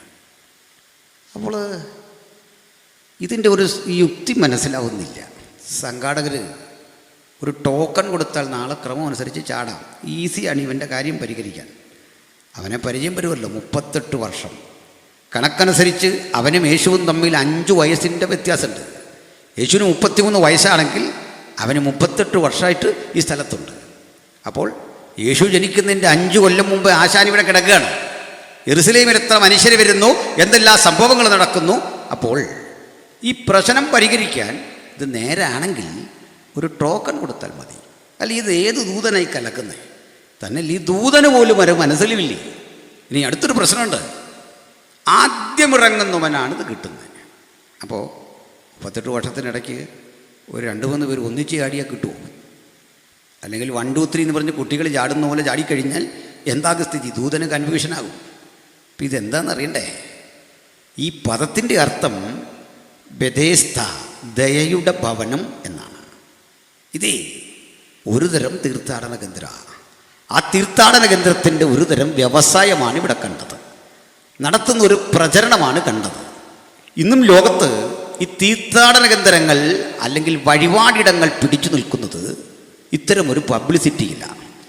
അവർ പറയും അവിടെ ഭയങ്കര അനുഭവം നടക്കുന്നു, അവിടെ ഭയങ്കര മാറ്റം നടക്കുന്നു, അല്ലെങ്കിൽ ഇന്നടുത്തെ പ്രാർത്ഥനയ്ക്കാണ് സവിശേഷത കൂടുതൽ, അല്ലെങ്കിൽ ഇന്നടുത്ത് ധ്യാനമിരിക്കാൻ പോയാൽ അത് ക്രൈസ്തവവും അക്രൈസ്തവവുമായ ഒട്ടേറെ ഇത്തരം സ്ഥാപനങ്ങൾ ലോകത്ത് പ്രവർത്തിക്കുന്നുണ്ട്. ഇതെല്ലാം പിടിച്ചു നിൽക്കുന്നതേ ഈ ടെസ്റ്റിമണിയിലൂടെയാണ്, അനുഭവത്തിലൂടെയാണ്. നിങ്ങൾ പറയുക അവിടെ ഇങ്ങനൊരു സംഭവമുണ്ട്, പോകുന്നവർക്കെല്ലാം സൗഖ്യമുണ്ട്. അപ്പം നമ്മൾ ഈ പറഞ്ഞ ആളിനോട് ചോദിക്കുക, ചേട്ടൻ അവിടെ ചെന്നിട്ട് വല്ല മാറ്റമുണ്ടോ? കാരണം പുള്ളിയും രോഗിയാ, മാറ്റമൊന്നുമില്ല. ഇദ്ദേഹത്തിനും ഒരു സാക്ഷ്യം എടുത്തു പറയാനില്ല. നിങ്ങൾക്ക് ഈ കുളത്തിൻ്റെ പരിസരം മനസ്സിലാകും. മലീമസമായി കിടക്കുക, അവിടെ വഴിപാട് സാമഗ്രികൾ വിറ്റഴിക്കുക, സന്നദ്ധ സംഘടനകൾ അവിടെ നിൽക്കുക, അവർ പലരുടെ കാര്യം കൈകാര്യം ചെയ്യുകയാണ്. അവിടെ വന്നു വീഴുന്ന പണത്തിന് കയ്യും കണക്കുമില്ല. എല്ലാ തരത്തിലും ഇതൊരു വ്യവസായശാല പോലെ ഇത് വർദ്ധിക്കുക. ഞാൻ എന്തിനാ ഇത് പറഞ്ഞെന്നറിയണ്ടേ? യേശു കർത്താവ് ഒരിക്കലെങ്കിലും ഈ കുളത്തെ അക്സെപ്റ്റ് ചെയ്ത് ഒരു വാക്കെങ്കിലും പറഞ്ഞോ? തൻ്റെ ദൂതനെ അവിടെ അയക്കുന്നത്, അതുകൊണ്ട് തൻ്റെ ദൂതൻ വന്ന് ഇനി ഞാൻ പറയുമ്പോൾ മാത്രം ഇത് കലക്കും, നീ ചാടിക്കൊള്ളണം, ഞാൻ ഹെൽപ്പ് ചെയ്യാം, ഇതൊന്നും പറയുന്നില്ല. ഈ ദൂതനെ അക്സെപ്റ്റ് ചെയ്യുന്നില്ല, ഈ കുളത്തെ അക്സെപ്റ്റ് ചെയ്യുന്നില്ല, ഇതുവഴി സൗഖ്യമുണ്ട് എന്ന കാര്യത്തെ അക്സെപ്റ്റ് ചെയ്യുന്നില്ല. ഇത് മുഴുവൻ വിട്ടിട്ട് അവനോട് ബോധ്യപ്പെടുത്തി കൊടുക്കുക, നിന്റെ വഴി വേറെയാണ്, നിന്റെ സൗഖ്യത്തിൻ്റെ ഇടം വേറെയാണ്, നിന്നോടുള്ള എൻ്റെ സമീപനം വേറെയാണ്. ഞാൻ നിനക്ക് വേണ്ടി എന്ത് ചെയ്യണം, നീ വാ തുറന്നൊന്ന് പറയണം. ഇന്ന് വചനം കേൾക്കുന്ന എൻ്റെ പ്രിയപ്പെട്ട സഹോദരി സഹോദരന്മാരെ, 38 ആണ്ടുകളല്ല, എത്ര കാലം കഴിഞ്ഞാലും ആർക്കും പരിഹരിക്കാനാവാത്ത മാരകമായ ഇത്തരം പ്രതിസന്ധികളുടെ അടിത്തറ കണ്ടെത്തി, കാര്യകാരണങ്ങളെ കണ്ടെത്തി പരിഹരിക്കാൻ കഴിയുന്ന ദൈവത്തിൻ്റെ പുത്രൻ ഇന്ന് നമ്മുടെ കൂടെയുണ്ട്. ആ തിരിച്ചറിവിൽ നമുക്ക് ഈ വചനം ഏറ്റെടുത്തിട്ട് പറയാം, ആർക്കും സൗഖ്യമാക്കാനാവാത്ത ഇത്തരം വേദനകളുടെ കാര്യകാരണങ്ങളെ എന്നേക്കും ചികിത്സിക്കുന്ന ഗിലയാദിലെ വൈദ്യൻ ഇവിടെ ഉള്ളപ്പോൾ എനിക്കെന്തിന് ബെഥെസ്ദ, എനിക്കെന്തിന് ദൂതൻ്റെ കലക്കം, എന്തിന് ഈ കുളം കിടന്നിളകുന്നത് ഞാൻ കാണണം? ഇതിനെപ്പറ്റി ചരിത്രകാരൻ പറയുന്ന കാര്യം, ഈ ബെഥെസ്ദ കുളത്തിൻ്റെ അകത്ത് ചിലതരം ഉറവകളുടെ ഒരു സംവിധാനമുണ്ടായിരുന്നു. അതിങ്ങനെ കുതിച്ചു വന്ന് ഒന്നിളകുകയും ആളുകളിങ്ങനെ ചാടുകയും കരയ്ക്ക് വന്നിട്ട് സുഖപ്പെട്ട അനുഭവ സാക്ഷ്യങ്ങൾ പറയുകയും ഈ കയറി വന്ന മനുഷ്യരെ പ്രദർശന വസ്തുക്കളാക്കി ഇങ്ങനെ പരിചയപ്പെടുത്തിയിട്ട് കഴിഞ്ഞ നാളെല്ലാം ഇവന് സുഖമില്ലായിരുന്നു, ഇവൻ ഇന്നിതാ ബെഥെസ്ദയിൽ ചാടി സുഖപ്പെട്ടിരിക്കുന്നു, അവൻ്റെ വിമോചനത്തിൻ്റെ വഴി ഈ ബെഥെസ്ദയാണ്, ഇതാണ് അവനെ സുഖപ്പെടുത്തിയത് എന്ന് പറഞ്ഞ് ബെഥെസ്ദയ്ക്ക് പരിഗണന കൊടുത്തുകൊണ്ട് ബെഥെസ്ദയെ പ്രകീർത്തിക്കുന്ന ഇടത്ത് ഇതാ ഇവിടെ ഇതാ ബെഥെസ്ദയിലും വലിയവൻ അടുത്തു വന്നിട്ട് പറയുക, നിന്റെ വിടുതലിൻ്റെ വഴി അതെന്താ? നിനക്ക് സൗഖ്യമാകണോ? നിനക്ക് സുഖപ്പെടണോ? ഒറ്റ കാര്യം, നിന്റെ ആവശ്യമെന്ത് അത് പറയുക. ചുരുക്കി പറഞ്ഞാൽ ഇത്രേ ഉള്ളൂ. യേശു ബെഥെസ്ദ കുളത്തെയോ കുളത്തിൻ്റെ പിന്നിൽ പ്രചരിക്കുന്ന പ്രചാരവേലയോ അവിടെ വരുന്ന ദൂതനെയോ സംഘാടകരെയോ ഒന്നും മൈൻഡ് ചെയ്തില്ല, ഒന്നും ചെയ്തില്ല. മാത്രമല്ല, അനവധി നൂറ്റാണ്ടുകളായി നിലനിന്നിരുന്ന ബെഥെസ്ദയുടെ അന്ധവിശ്വാസത്തിൻ്റെ അടിത്തറ തകർത്തിട്ട് സൗഖ്യത്തിൻ്റെ പുത്തൻ വഴി തൻ്റെ വചനത്തിലാണ് എന്ന് തെളിയിച്ചുകൊണ്ട് അവനോട് പറയുക, എഴുന്നേറ്റ് നിൻ്റെ കിടക്ക എടുത്ത് നടക്കുക. എന്താ മനസ്സിലായി? ഒറ്റ വാക്കിൽ പറഞ്ഞാൽ യേശു ബെഥെസ്ദയുടെ വക്താവല്ല. എന്നിട്ടും നമ്മളീ പലരും ഇപ്പോഴും ബെഥെസ്ദ മിനിസ്ട്രി എന്ന് പറഞ്ഞ് നടക്കുകയാണ്. നിങ്ങൾക്ക് മനസ്സിലായോ? കാര്യത്തിൻ്റെ പരിമിതി മനസ്സിലായോ? യേശു വെട്ടിക്കളഞ്ഞ സാധന, യേശു തട്ടിക്കളഞ്ഞ സാധന, യേശു നിരാകരിച്ചുകൊണ്ട് ചരിത്രത്തിൻ്റെ ചവറ്റുകൊട്ടയിലിട്ട സാധന. അതുവഴിയല്ലെന്നേ നിൻ്റെ വിടുതൽ, അതുവഴിയല്ലെന്നേ നിൻ്റെ സൗഖ്യം, അതുവഴിയല്ലെന്നേ നമ്മുടെ വിമോചനം. ഇന്നും ആളുകളുടെ ഉള്ളിൽ നിന്ന് ഈ ചിന്ത അങ്ങോട്ട് മാറുന്നില്ല. ബെഥെസ്ദയോടുള്ള ഭക്തി നിമിത്തമല്ലേ? ബെഥെസ്ദയുടെ കുളം മുഴുവൻ അപ്രസക്തമാണെന്ന് തെളിയിച്ചുകൊണ്ട് ബെഥെസ്ദ എന്തോ സംഭവമാണെന്ന് ചിന്തിച്ചവരുടെ നടുവിൽ പറയുക, ഈ ബെഥെസ്ദയിലോ അവിടെ വ്യാപരിക്കുന്ന ദൂതനിലോ അവിടെ പറഞ്ഞു കേൾക്കുന്ന പല്ലവിയിലോ അല്ലാത്ത ഒരു സൗഖ്യം നിനക്ക് ആവശ്യമുണ്ടെങ്കിൽ വാ, അതിന് ഞാനിവിടെ നിൽക്കുക, പരമവൈദ്യൻ ഇവിടെ നിൽക്കുക. ആ പരമവൈദ്യൻ്റെ സാന്നിധ്യം ജീവിതത്തിൻ്റെ മുഴുവൻ ലക്ഷ്യോന്മുഖതയും കരുത്തുറ്റതാക്കി മാറ്റും, അത് കർമ്മനിരതമാക്കി മാറ്റും. അടിമുടി ഇതിനെ മാറ്റിയിട്ട് ഇതിന് ശേഷം ഈ ബെഥെസ്ദയുമായി ബന്ധപ്പെട്ട് ഒറ്റ ദൂതനും അവിടെ വന്നിട്ടില്ല. വരികയാണെങ്കിൽ ഇന്നും വരണ്ടേ? എന്നാൽ ഈ പണി ദൂതൻ നിർത്തിയത് ക്ഷമിക്കണം, ഞാനിതിൻ്റെ പരിസരത്ത് ഒരു 7 വർഷം പല ആവർത്തിയായി പോയിട്ടുള്ളൊരു മനുഷ്യനാണ്. പോയി എന്ന് പറയാനൊന്നുമല്ല, ഇത് പഠിക്കാനും ഗ്രഹിക്കാനും അവിടെ നടക്കുന്ന കാര്യങ്ങൾ. ഇപ്പോഴും അവിടെ നിന്ന് വെള്ളമൊക്കെ ആളുകൾ കൊണ്ടുവരാറുണ്ട്. അവിടെ വെള്ളമില്ല, വെള്ളം കൃത്രിമമായിട്ട് പൈപ്പ് വഴി ഒഴുകിയാണ് ഈ ബെദേസ്ത നിലനിർത്തേണ്ട ഗതികേട് വന്നത്. കാരണം ഇങ്ങനെ കിടക്കുന്ന ചിന്തകളെ ഇന്നും ഒരു മാർക്കറ്റാണെന്ന്, ഇന്നും ചെല്ലുന്നവർക്ക് ഈ വെള്ളം അല്പം കോരിക്കൊണ്ട് പോരാമെന്ന് സർക്കാർ വെള്ളം അടിച്ച് ഇത് ഉയർത്തിക്കൊണ്ടിരിക്കുക. ആ വെള്ളം നമ്മൾ ടൂറിസ്റ്റുകളൊക്കെ അല്പം കുപ്പിക്കകത്തെടുത്തുകൊണ്ട് പോരും, നാട്ടിലേക്കൊക്കെ കൊണ്ടുവരും. അപ്പോൾ ഈ വെള്ളം വഴിയല്ല സൗഖ്യം. കാരണം ഈ വെള്ളം പറ്റിയിട്ട് സർക്കാർ യോർദാനിലെ വെള്ളമടിച്ച് പലയിടങ്ങളിൽ കയറ്റി, ഗലീലിയക്കടലിലെ വെള്ളം പലയാവർത്തി കയറ്റി പൈപ്പ് വഴി കൊണ്ടുവന്ന് ഇതിനകത്ത് നിറച്ച് അത് പൊക്കിയിട്ട് നമ്മുടെ അന്ധവിശ്വാസത്തെ പ്രകീർത്തനം ചെയ്യാൻ പിന്തുണയ്ക്കുകയാണെങ്കിൽ കർത്താവ് ഒരിക്കൽ പറഞ്ഞു, എന്നിൽ വിശ്വസിക്കുന്നവൻ്റെ ഉള്ളിൽ നിന്ന് തിരുവെഴുത്ത് പറയുമ്പോലെ ജീവജലത്തിൻ്റെ നദി ഒഴുകും. ഇത്തരം പൊട്ടക്കിണറുകളെ വിട്ട്, ഇത്തരം ദൂതൻ്റെ കലക്ക് വിട്ട്, 38 വർഷം നിന്നെ പരിഗണിക്കാത്ത, ദയാവായി പൊട്ടുമില്ലാത്ത ഈ പരിസരം വിട്ട് ഇവിടുന്ന് ഒന്ന് എഴുന്നേൽക്കണം. ഈ സ്ഥലത്തിൻ്റെ പേരെന്തെന്നാ? അതാ പഠിക്കേണ്ടത്, ദയയുടെ ഭവനം. പക്ഷെ 38 വർഷം കിടന്നും പറയാ, ഒരു ദയയും ഇതെന്നോട് കാണിച്ചില്ല, ഒരു കരുണയും അതെന്നോട് കാണിച്ചില്ല, ഒറ്റ മനുഷ്യനും എന്നോട് അലിവ് തോന്നിയില്ല, ഒരാളും എന്നെ എടുത്തിട്ടില്ല. അങ്ങനെ നമ്മുടെ ഭാഷയിൽ ഒരു ഇഡിയംസ് അത് തന്നെ കടന്നുകൂടി. എന്താ? ലെയിം എക്സ്ക്യൂസ്, അതായത് മുടന്തൻ്റെ ന്യായം. മുടന്തൻ്റെ ന്യായം പറയുക, last 48 years I was here, ഞാനിവിടെ ഉണ്ട്, 48 വർഷം എന്നോട് ആരും മനസ്സിലിഞ്ഞില്ല, എനിക്കങ്ങോട്ട് ചെല്ലാൻ വയ്യ, എൻ്റെ മുന്നമേ ചില ചാടും, ഞാൻ അവഗണിക്കപ്പെട്ട് കിടക്കുക, ആർക്കും വേണ്ടാത്തവനായി 38 വർഷത്തെ വേദന ചുമന്നു പോകുന്ന എൻ്റെ ജീവിതത്തെ ഇങ്ങനെ പൂർണ്ണമായി യേശുവിൻ്റെ മുമ്പിലേക്ക് അവതരിപ്പിച്ചപ്പോൾ യേശു ഒരൊറ്റ ചോദ്യ, നിനക്ക് സൗഖ്യമാകാൻ മനസ്സുണ്ടോ? ഒറ്റ ചോദ്യം. കർത്താവിൻ്റെ ചോദ്യമേ വളഞ്ഞ വഴിക്കുള്ള ചോദ്യമല്ല, നേരെയുള്ള ചോദ്യം. ഡയറക്റ്റ് ക്വസ്റ്റ്യന് ഒറ്റ മറുപടി, യേസ് ഓർ നോ, ഒറ്റ മറുപടി.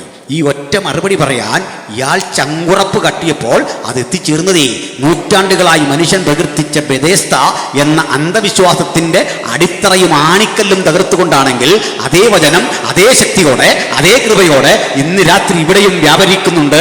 അന്ധവിശ്വാസങ്ങളുടെ, ദുരാചാരങ്ങളുടെ, അനാചാരങ്ങളുടെ അടിത്തറ തകർത്തുകൊണ്ട് ഇരുട്ടിൻ്റെ കൂടാരങ്ങളെ എന്നേക്കും നിഷ്പ്രഭമാക്കിക്കൊണ്ട് അന്ധകാരത്തിന്റെ കോട്ടകളെ ഇടിച്ചുകൊണ്ട് പാതാള ഗോപുരങ്ങൾക്ക് ജയിക്കാൻ കഴിയാത്ത ദൈവസഭയായി, ദൈവത്തിന്റെ പ്രവൃത്തിയായി ഇന്നും വ്യാപരിക്കുന്നെങ്കിൽ ഈ ശബ്ദത്തിന്റെ ആവർത്തനം നിനക്ക് സൗഖ്യമാകാൻ മനസ്സുണ്ടോ? അതിനോട് ഉത്തരം പറയാനാണ് നമ്മൾ കാതുകുർപ്പിച്ച് പിടിക്കേണ്ടത്, നാവ് ചലിപ്പിക്കേണ്ടത്, ഹൃദയം വിട്ടുകൊടുക്കേണ്ടത്. ബാധിക്കപ്പെട്ടിരിക്കുന്ന, ബന്ധിക്കപ്പെട്ടിരിക്കുന്ന അവസ്ഥാവിശേഷങ്ങളിൽ നിന്ന് മുക്തി പ്രാപിക്കാൻ കഴിയുന്ന അത്തരത്തിൽ സമർപ്പണം ചെയ്യുന്ന ജീവിതങ്ങളുടെ സമർപ്പണത്തിലാണ് ആ ക്രിസ്തീയ വിശ്വാസത്തിൻ്റെ കരുത്തും ശക്തിയും നിലനിൽക്കുന്നത് എന്ന് ഞാൻ പറയും. ഞാൻ ഇത് പറയുമ്പോൾ 1-2 കാര്യങ്ങൾ ഒന്ന് ചേർത്ത് പറയേണ്ടതുണ്ട്. അത് മറ്റൊന്നുമല്ല, ബഹുമാന്യരെ, ഈ ആളുകൾക്ക് യെരുശലേമിനെ പറ്റി പറയാൻ ഒത്തിരി സംഭവങ്ങളുണ്ട്. അതിലൊന്നാണ് യെരുശലേം എന്ന മഹത്തരമായ ദേവാലയം. ആ ദേവാലയത്തിന് ഒത്തിരി കഥകളും ചരിത്രങ്ങളുമുണ്ട്. അതിൽ സമീപകാലത്ത് ചില റിപ്പോർട്ടുകൾ പുറത്തേക്ക് വരികയാണ്. എൻ്റെ സ്നേഹിതൻ ജോൺ സംഭാസുണ്ട്, ഞങ്ങൾ വരുന്ന വഴിക്ക് ഇത്തരം ചില കാര്യങ്ങൾ ഇന്ന് പകൽ ചർച്ച ചെയ്തു. മറ്റൊന്നുമല്ല, ഈ സ്ഥലം ഏതാണ്ട് 8.3 acres, 8.3 ഏക്കറാണ് യെരുശലേം എന്ന് പറയുന്ന ദേവാലയം ഇരിക്കുന്ന ആ ഭൂപ്രദേശം. ആ ഭൂപ്രദേശത്തെ 8.3 ഏക്കേഴ്സിനൊരു പ്രത്യേകതയുണ്ട്. അത് ലോകത്തിലെ ഏറ്റവും വലിയ തർക്കഭൂമിയാണ്. ലോകത്തിലെ ഏറ്റവും വലിയ തർക്കഭൂമി അയോധ്യയോ ബാബറി മസ്ജിദോ ഒന്നുമല്ല. അതല്ലെങ്കിൽ വഖഫ് മുനമ്പത്ത്, ആ വഖഫ് ബോർഡിൻ്റേത് അല്ലെങ്കിൽ മുനമ്പം നിവാസികളുടേത് അവർ കരുതുന്ന അത്തരത്തിലെ സംഭാഷണങ്ങളുമൊന്നുമല്ല യഥാർത്ഥ തർക്കഭൂമി. യഥാർത്ഥ തർക്കഭൂമിയുടെ അളവ് 8.3 ഏക്കേഴ്സാണ്. കാരണം ഇതിന് വാദമുന്നയിച്ചുകൊണ്ട് ഞങ്ങളുടേതാണ് എന്ന് പറഞ്ഞുകൊണ്ട് ജൂതന്മാരും അപ്പുറത്ത് ആ അറബ് ലോകവും ഒരുപോലെ ആധിപത്യം ചെലുത്തുമ്പോൾ അവരൊരു കാര്യം അറിയണ്ടേ? യെരുശലേമിൽ പണ്ട് ശലോമോൻ്റേതെന്ന് പറയുന്ന ആ ദേവാലയം ഇരുന്ന സ്ഥാനത്ത് ഇന്നൊരു ദേവാലയമില്ല. അത് തകർന്നടിഞ്ഞിവിടെ കിടക്കുക. ശൂന്യാവശിഷ്ടങ്ങൾ തകർന്നു കിടക്കുമ്പോൾ മറുവശത്ത് 2 മോസ്കുകളുണ്ട്. ആ മോസ്കിൽ ഒന്നിൻ്റെ പേര് അൽ-അക്സ എന്നാണെങ്കിൽ മറ്റൊന്നിൻ്റെ പേര് ഒമറിൻ്റെ പള്ളി എന്നാണ്. ഖലീഫ ഒമറിൻ്റെ കാലത്ത് അദ്ദേഹം പണി കഴിപ്പിച്ച പള്ളിയാണ്. അതും ഞാനൊന്ന് ബോധ്യപ്പെടുത്തി തരാം. ക്രൈസ്തവ സഭയ്ക്ക് ഒരു കാലഘട്ടത്തിൽ 5 പ്രധാനപ്പെട്ട ഹെഡ് ക്വാർട്ടറുകൾ ഉണ്ടായിരുന്നു. 5 ഹെഡ് ക്വാർട്ടറുകൾ. രസാവഹമായ കഥയാണിത്. 5 ഹെഡ് ക്വാർട്ടറുകളിൽ ഒന്ന് യെരുശലേമായിരുന്നു, മറ്റൊന്ന് അന്ത്യോക്യ ആയിരുന്നു, സിറിയയിലെ അന്ത്യോക്യ. ഇനിയും ഒരെണ്ണം നമ്മുടെ കോൺസ്റ്റാന്റിനോപ്പിളിലായിരുന്നു. ഇനിയും ഒരെണ്ണം പക്കാ റോമിൽ തന്നെയായിരുന്നു. അപ്പോൾ റോമിൽ, കോൺസ്റ്റാന്റിനോപ്പിളിൽ, ഇവിടെ യെറുസലേമിൽ, അതുപോലെ സിറിയയിലെ അന്ത്യോക്യയിൽ, ഇനി ഈജിപ്തിലെ അലക്സാൻഡ്രിയയിൽ, ഇങ്ങനെ 5 എണ്ണം ഉണ്ടായിരുന്നു. 5 കേന്ദ്രങ്ങൾ. ഈ 5 കേന്ദ്രങ്ങളെ ഒരു പേരിട്ട് വിളിച്ചു, പെൻഡാർക്കി എന്ന് വിളിച്ചു. 5 കേന്ദ്രങ്ങൾ. ഈ പെൻഡാർക്കികളെ, 5 കേന്ദ്രങ്ങളെ ഭരിക്കുന്ന, അവിടെ നിന്ന് ആ കാര്യാദികൾ നിയന്ത്രിക്കുന്ന ആ ബിഷപ്പിനെ വിളിച്ച പേരാണ് വാസ്തവത്തിൽ പാത്രിയാർക്കീസ്. അതുകൊണ്ട് ഈ 5 കേന്ദ്രങ്ങളെ 5 പാത്രിയാർക്കറ്റുകൾ എന്നും പറഞ്ഞു വന്നു. ഈ പാത്രിയാർക്കറ്റുകൾ എങ്ങനെ ഉണ്ടായി എന്നത് രസകരമാണ്. ഇവിടെ ഇതൊക്കെ ടൗൺഷിപ്പായിരുന്നു. ആ ടൗണിലിരിക്കുന്ന സഭയുടെ ശുശ്രൂഷകൻ, ഇടയ്ക്ക് ഗ്രാമങ്ങളിലെ ശുശ്രൂഷകന്മാർക്ക് ഒത്തുകൂടണമെങ്കിൽ ഈ സ്ഥലത്ത് വരണമായിരുന്നു. കാരണം ഗ്രാമത്തിൽ നിന്ന് ഇത് പലപ്പോഴും ടൗണുകൾ ജലാശയം, നദിയൊക്കെ ഉള്ളതിൻ്റെ തീരത്തായിരിക്കുമല്ലോ, വള്ളത്തിലൊക്കെ വരാം. അവിടെ വരുമ്പോൾ ഇദ്ദേഹത്തിനൊരു ആധിപത്യം കിട്ടി, ടൗണിലെ പാസ്റ്റർക്ക്, ടൗണിലെ ശുശ്രൂഷകനെ. അപ്പോൾ അദ്ദേഹം പറഞ്ഞു, കാര്യമൊക്കെ ശരിയാ, നാളെ മുതൽ ഇങ്ങോട്ട് വരണമെങ്കിൽ എന്നെ നിങ്ങളൊരു മേലധികാരിയായിട്ട് കൂട്ടുന്നില്ല, ഇങ്ങോട്ട് വന്നിട്ട് കാര്യമില്ല, എവിടെയെങ്കിലും പോയി കമ്മിറ്റി കൂടിക്കൊള്ളാൻ പറഞ്ഞു. അങ്ങനെ അദ്ദേഹം സ്വയം പ്രഖ്യാപിച്ചു, ഞാൻ ബാക്കി സഭകളുടെ മുഴുവൻ നേതാവ്. അങ്ങനെ നമുക്ക് എത്ര നേതാവായിരുന്നു? 5 പേര്. ഈ 5 പേരും കൂടെ ഒത്തുകൂടുന്ന സ്ഥലമായിരുന്നു റോമ. അപ്പോൾ റോമിലിരിക്കുന്ന പാത്രിയാർക്കീസ് പറഞ്ഞു, നമ്മൾ 5 പേരും കൂടുന്ന ഇവിടല്ലേ, അപ്പം ഞാൻ നിങ്ങളുടെ കുറേ കൂടി കട്ടിയുള്ള ഒരു നേതാവ്. ഇങ്ങനെ ഈ ഹൈറാർക്കിയൊക്കെ ഇതിനകത്തേക്ക് കടന്നുകൂടിയേ. മനസ്സിലായില്ലേ? അപ്പോൾ ഈ പാത്രിയാർക്കീസ്മാർ തമ്മിലങ്ങ് അടിച്ചു.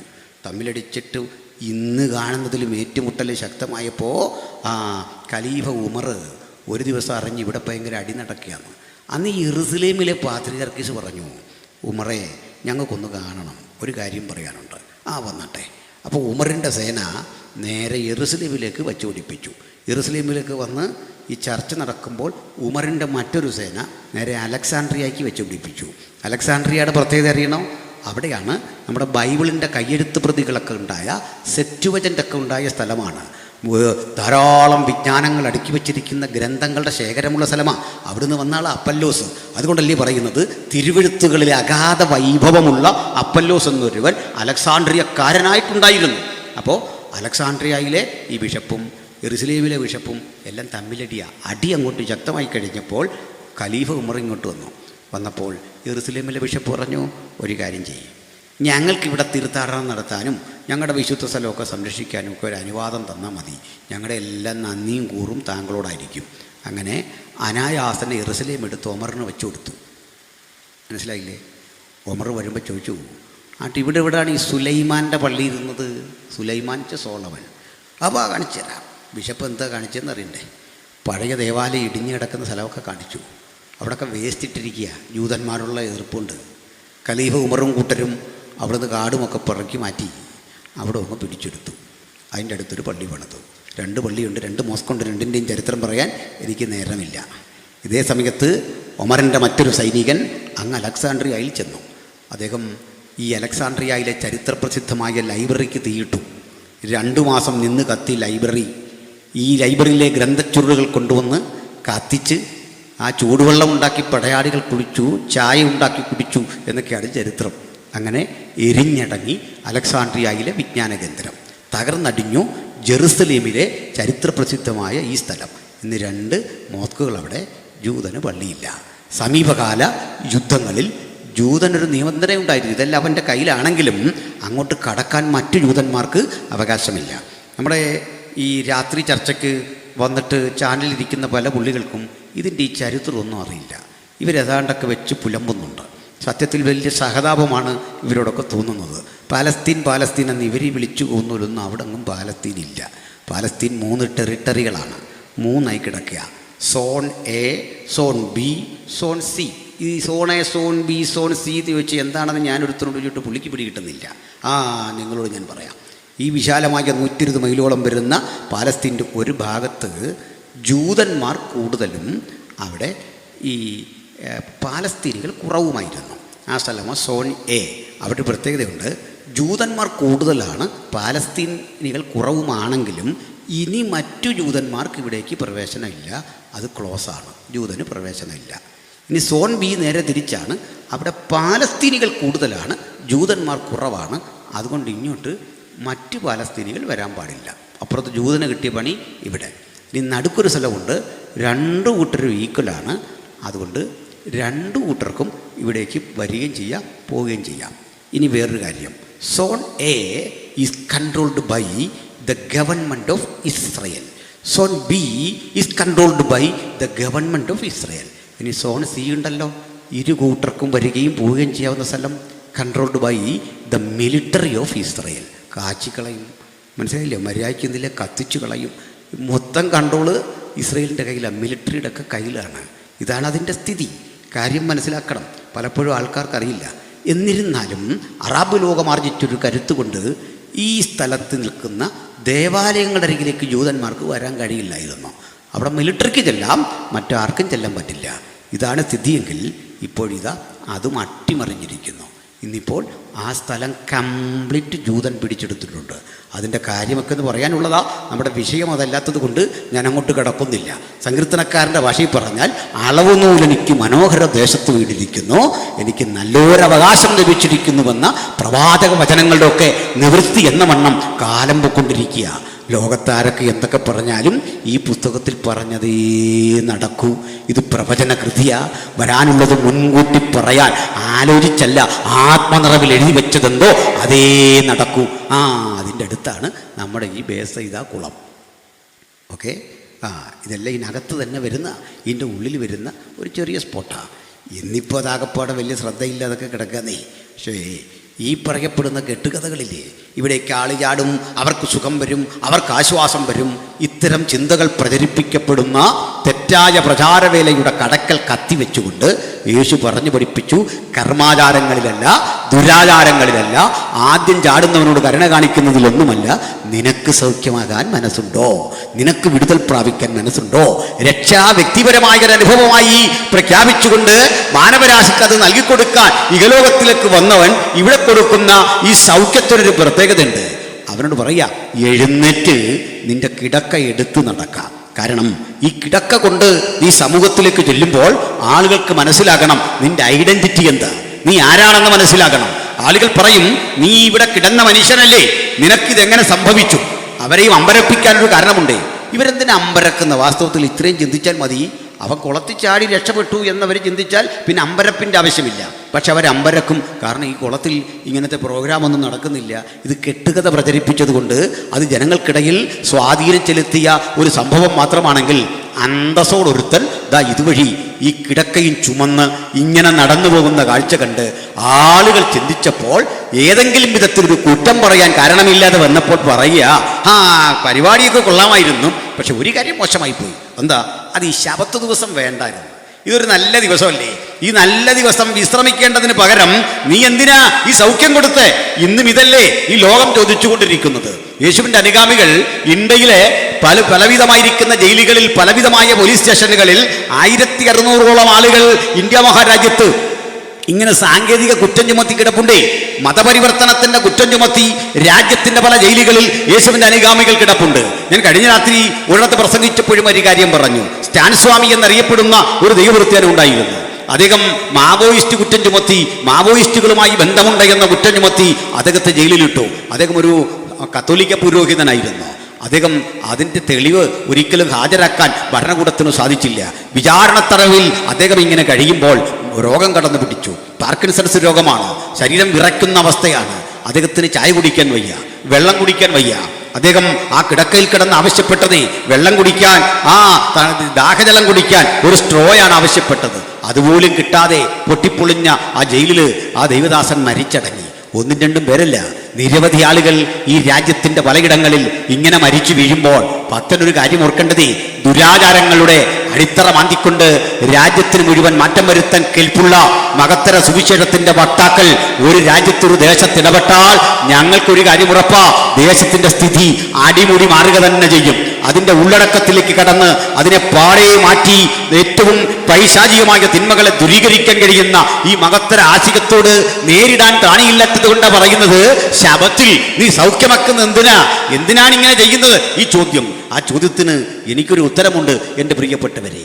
ഈ രാജ്യം ഒരിക്കൽ കടന്നുപോയത് വലിയ ദുരാചാരങ്ങളിലൂടെയായിരുന്നു. അത് നിങ്ങൾ സമ്മതിക്കുമെന്ന് എനിക്ക് ഉറപ്പാണ്. ഈ രാജ്യം ഈ ദേശവും ഒക്കെ കടന്നുപോയത് ദുരാചാരങ്ങളിലൂടെയാണ് എന്നതിന് ആർക്കും തർക്കം വേണ്ട. എന്തെല്ലാം അനിഷ്ട സംഭവങ്ങളും എന്തെല്ലാം തെറ്റായ വ്യവസ്ഥിതികളും ഈ രാജ്യത്ത് നടന്നു. പി ഭാസ്കരൻ ഉണ്ണിയുടെ 20-ാം നൂറ്റാണ്ടിലെ കേരളം എന്നൊരു പുസ്തകമുണ്ട്. അദ്ദേഹത്തിൻ്റെ തന്നെ 19-ാം നൂറ്റാണ്ടിലെ കേരളം എന്നൊരു പുസ്തകമുണ്ട്. ഈ ഗ്രന്ഥങ്ങളൊക്കെ വായിക്കണം.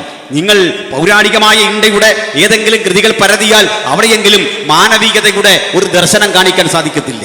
മനുഷ്യനെ മനുഷ്യനായി കാണണമെന്ന് പഠിപ്പിക്കുന്ന ഒരാശയ സംഹിതയും കാണാൻ സാധിക്കത്തില്ല. അങ്ങനെ ഉണ്ടെങ്കിൽ അതെന്നായിരുന്നുവെന്ന് എൻ്റെ സുഹൃത്തുക്കൾ ദയവായി പറഞ്ഞാൽ ഉൾക്കൊള്ളുവാനും തിരുത്തുവാനും എനിക്ക് മനസ്സുണ്ട്. യാതൊരു തിന്മയും അക്കാര്യത്തിൽ കാണുന്നില്ല. ജാതി വ്യവസ്ഥയും കേരളവും എന്ന പേരിൽ PK ബാലകൃഷ്ണന്റെ കൃതിയുണ്ട്. ഈ കൃതികളൊക്കെ പരതിയാൽ നിങ്ങൾക്ക് മനസ്സിലാകും രാജ്യം കടന്നുപോയ ഏറ്റവും മ്ലേച്ഛമായ ഏറ്റവും മോശപ്പെട്ട ജീവിത പരിസ്ഥിതിയുടെ ആഴങ്ങൾ എന്തായിരുന്നുവെന്ന്. നിങ്ങൾക്കറിയണ്ടേ, എഴുത്തച്ഛൻ എന്ന് പേരായിട്ടുള്ള പണ്ഡിത ശിരോമണി നമ്മുടെ നാട്ടിലുണ്ടായിരുന്ന എഴുത്തച്ഛൻ പിന്നോക്കനായിരുന്നു. അദ്ദേഹത്തിന് അക്ഷരം അഭ്യസിക്കാൻ കഴിയില്ലായിരുന്നു. പക്ഷേ സംസ്കൃത പാഠങ്ങൾ അകത്ത് നടക്കുമ്പോൾ ഒരു മതിൽക്ക് പുറമേ നിന്ന് കേട്ടുകൊണ്ട് ആശയങ്ങൾ കൊണ്ട എഴുത്തച്ഛൻ കാവ്യം ചമയ്ക്കാൻ തുടങ്ങി. അദ്ദേഹം കാവ്യം ചുമയ്ക്കുന്നു എന്ന് കണ്ടപ്പോൾ അദ്ദേഹത്തെ പിടിച്ച് ദാരുണമായി ശിക്ഷിച്ചു.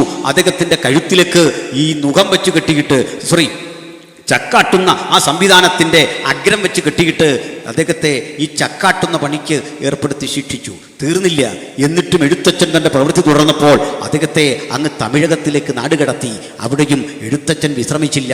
ഒടുക്കം തൻ്റെ പ്രവൃത്തി ചെയ്തുകൊണ്ടേയിരുന്നപ്പോൾ കാലം അദ്ദേഹത്തിന് കരുതി വെച്ചത് ഭാഷയുടെ പിതാവെന്ന പേരായിരുന്നു. കാലമേറെ കഴിഞ്ഞപ്പോൾ അദ്ദേഹം ഭാഷാപിതാവായി പ്രകീർത്തിക്കപ്പെട്ടു.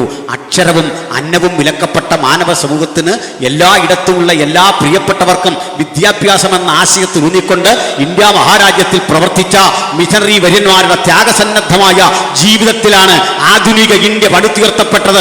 80ഓളം ഭാഷകൾക്ക് നിഘണ്ടുവും 125-ൽ പരം ഭാഷകൾക്ക് വ്യാകരണ ഗ്രന്ഥവും ചമച്ചുകൊണ്ട് ഈ രാജ്യത്തെ ഇന്ന് കാണുന്ന നിലയിലേക്ക് രൂപപ്പെടുത്താൻ മിഷണറിമാർ ത്യാഗം സഹിച്ച് കഷ്ടപ്പെട്ട് രൂപപ്പെടുത്തിയ ആധ്യാത്മികതയുടെ ആ ചിന്താപരതയിൽ നിന്നുകൊണ്ടാണ് ഞങ്ങൾ നസ്രായനായ യേശുവിനെ പ്രസംഗിക്കുന്നത്. ആർക്കും വേണ്ടാത്ത ബേസൈദ കുളക്കരയിൽ കിടക്കുന്ന രോഗിയെ, കുഷ്ഠരോഗികളെ ആരും തിരിഞ്ഞു നോക്കാൻ ഇറക്കുന്ന അവരുടെ മാരക വ്രണങ്ങളെ കഴുകിക്കെട്ടി ശുദ്ധമാക്കാൻ കഴിയുന്ന ഒരു പ്രത്യയശാസ്ത്രത്തിന്റെ ഒരു ചിന്തയുടെ മാനവികതയുടെ വക്താക്കളായി നിന്നുകൊണ്ട് നസ്രായനെ ഉയർത്തുന്ന ഇടത്ത് ഒരു കാര്യം ഉറപ്പാണ്: ഞാൻ ഉയർത്തപ്പെട്ടാൽ സകലരും എങ്കിലേക്ക് ആകർഷിക്കപ്പെടുമെന്ന് തെറ്റുപറ്റാത്തവൻ കൃത്യമായി അരുളി ചെയ്ത ആ വചനം ഇന്നും അവിടുത്തെ പ്രവൃത്തി ചെയ്തുകൊണ്ടിരിക്കുക.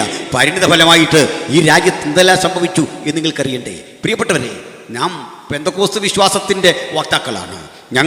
ഞങ്ങളുടെ വിശ്വാസ സംഹിതയ്ക്ക് ഒരു പ്രത്യേകതയുണ്ട്, ഒരു സവിശേഷതയുണ്ട്.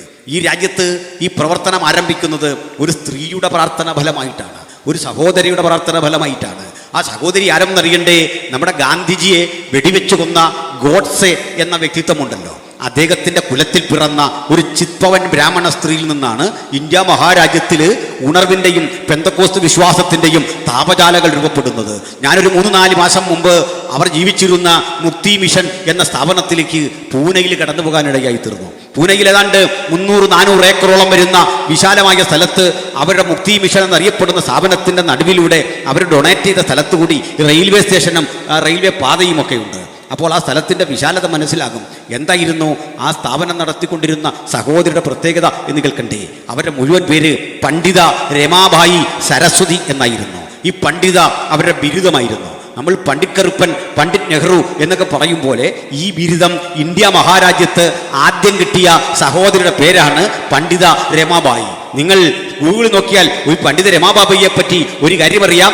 1960-ൽ സ്വതന്ത്ര ഇന്ത്യയിൽ നമ്മുടെ രാജ്യം ഒരു സഹോദരിയുടെ പേരിൽ തപാൽ സ്റ്റാമ്പ് പുറത്തിറക്കിയിട്ടുണ്ടെങ്കിൽ അത് പ്രാർത്ഥിക്കുന്ന, ആരാധിക്കുന്ന, ആത്മനിറവിൻ ചൈതന്യമുള്ള ഒരു പെന്തക്കോസ്ത് വിശ്വാസിയായ, ഇന്ത്യയിൽ പെന്തക്കോസ്ത് സംസ്കാരത്തിന് ഊടും പാവും ചെയ്യാൻ ദൈവം കണ്ട അനുഗ്രഹിക്കപ്പെട്ട ഒരു കർത്തദാസിയുടെ പേരിലായിരുന്നു.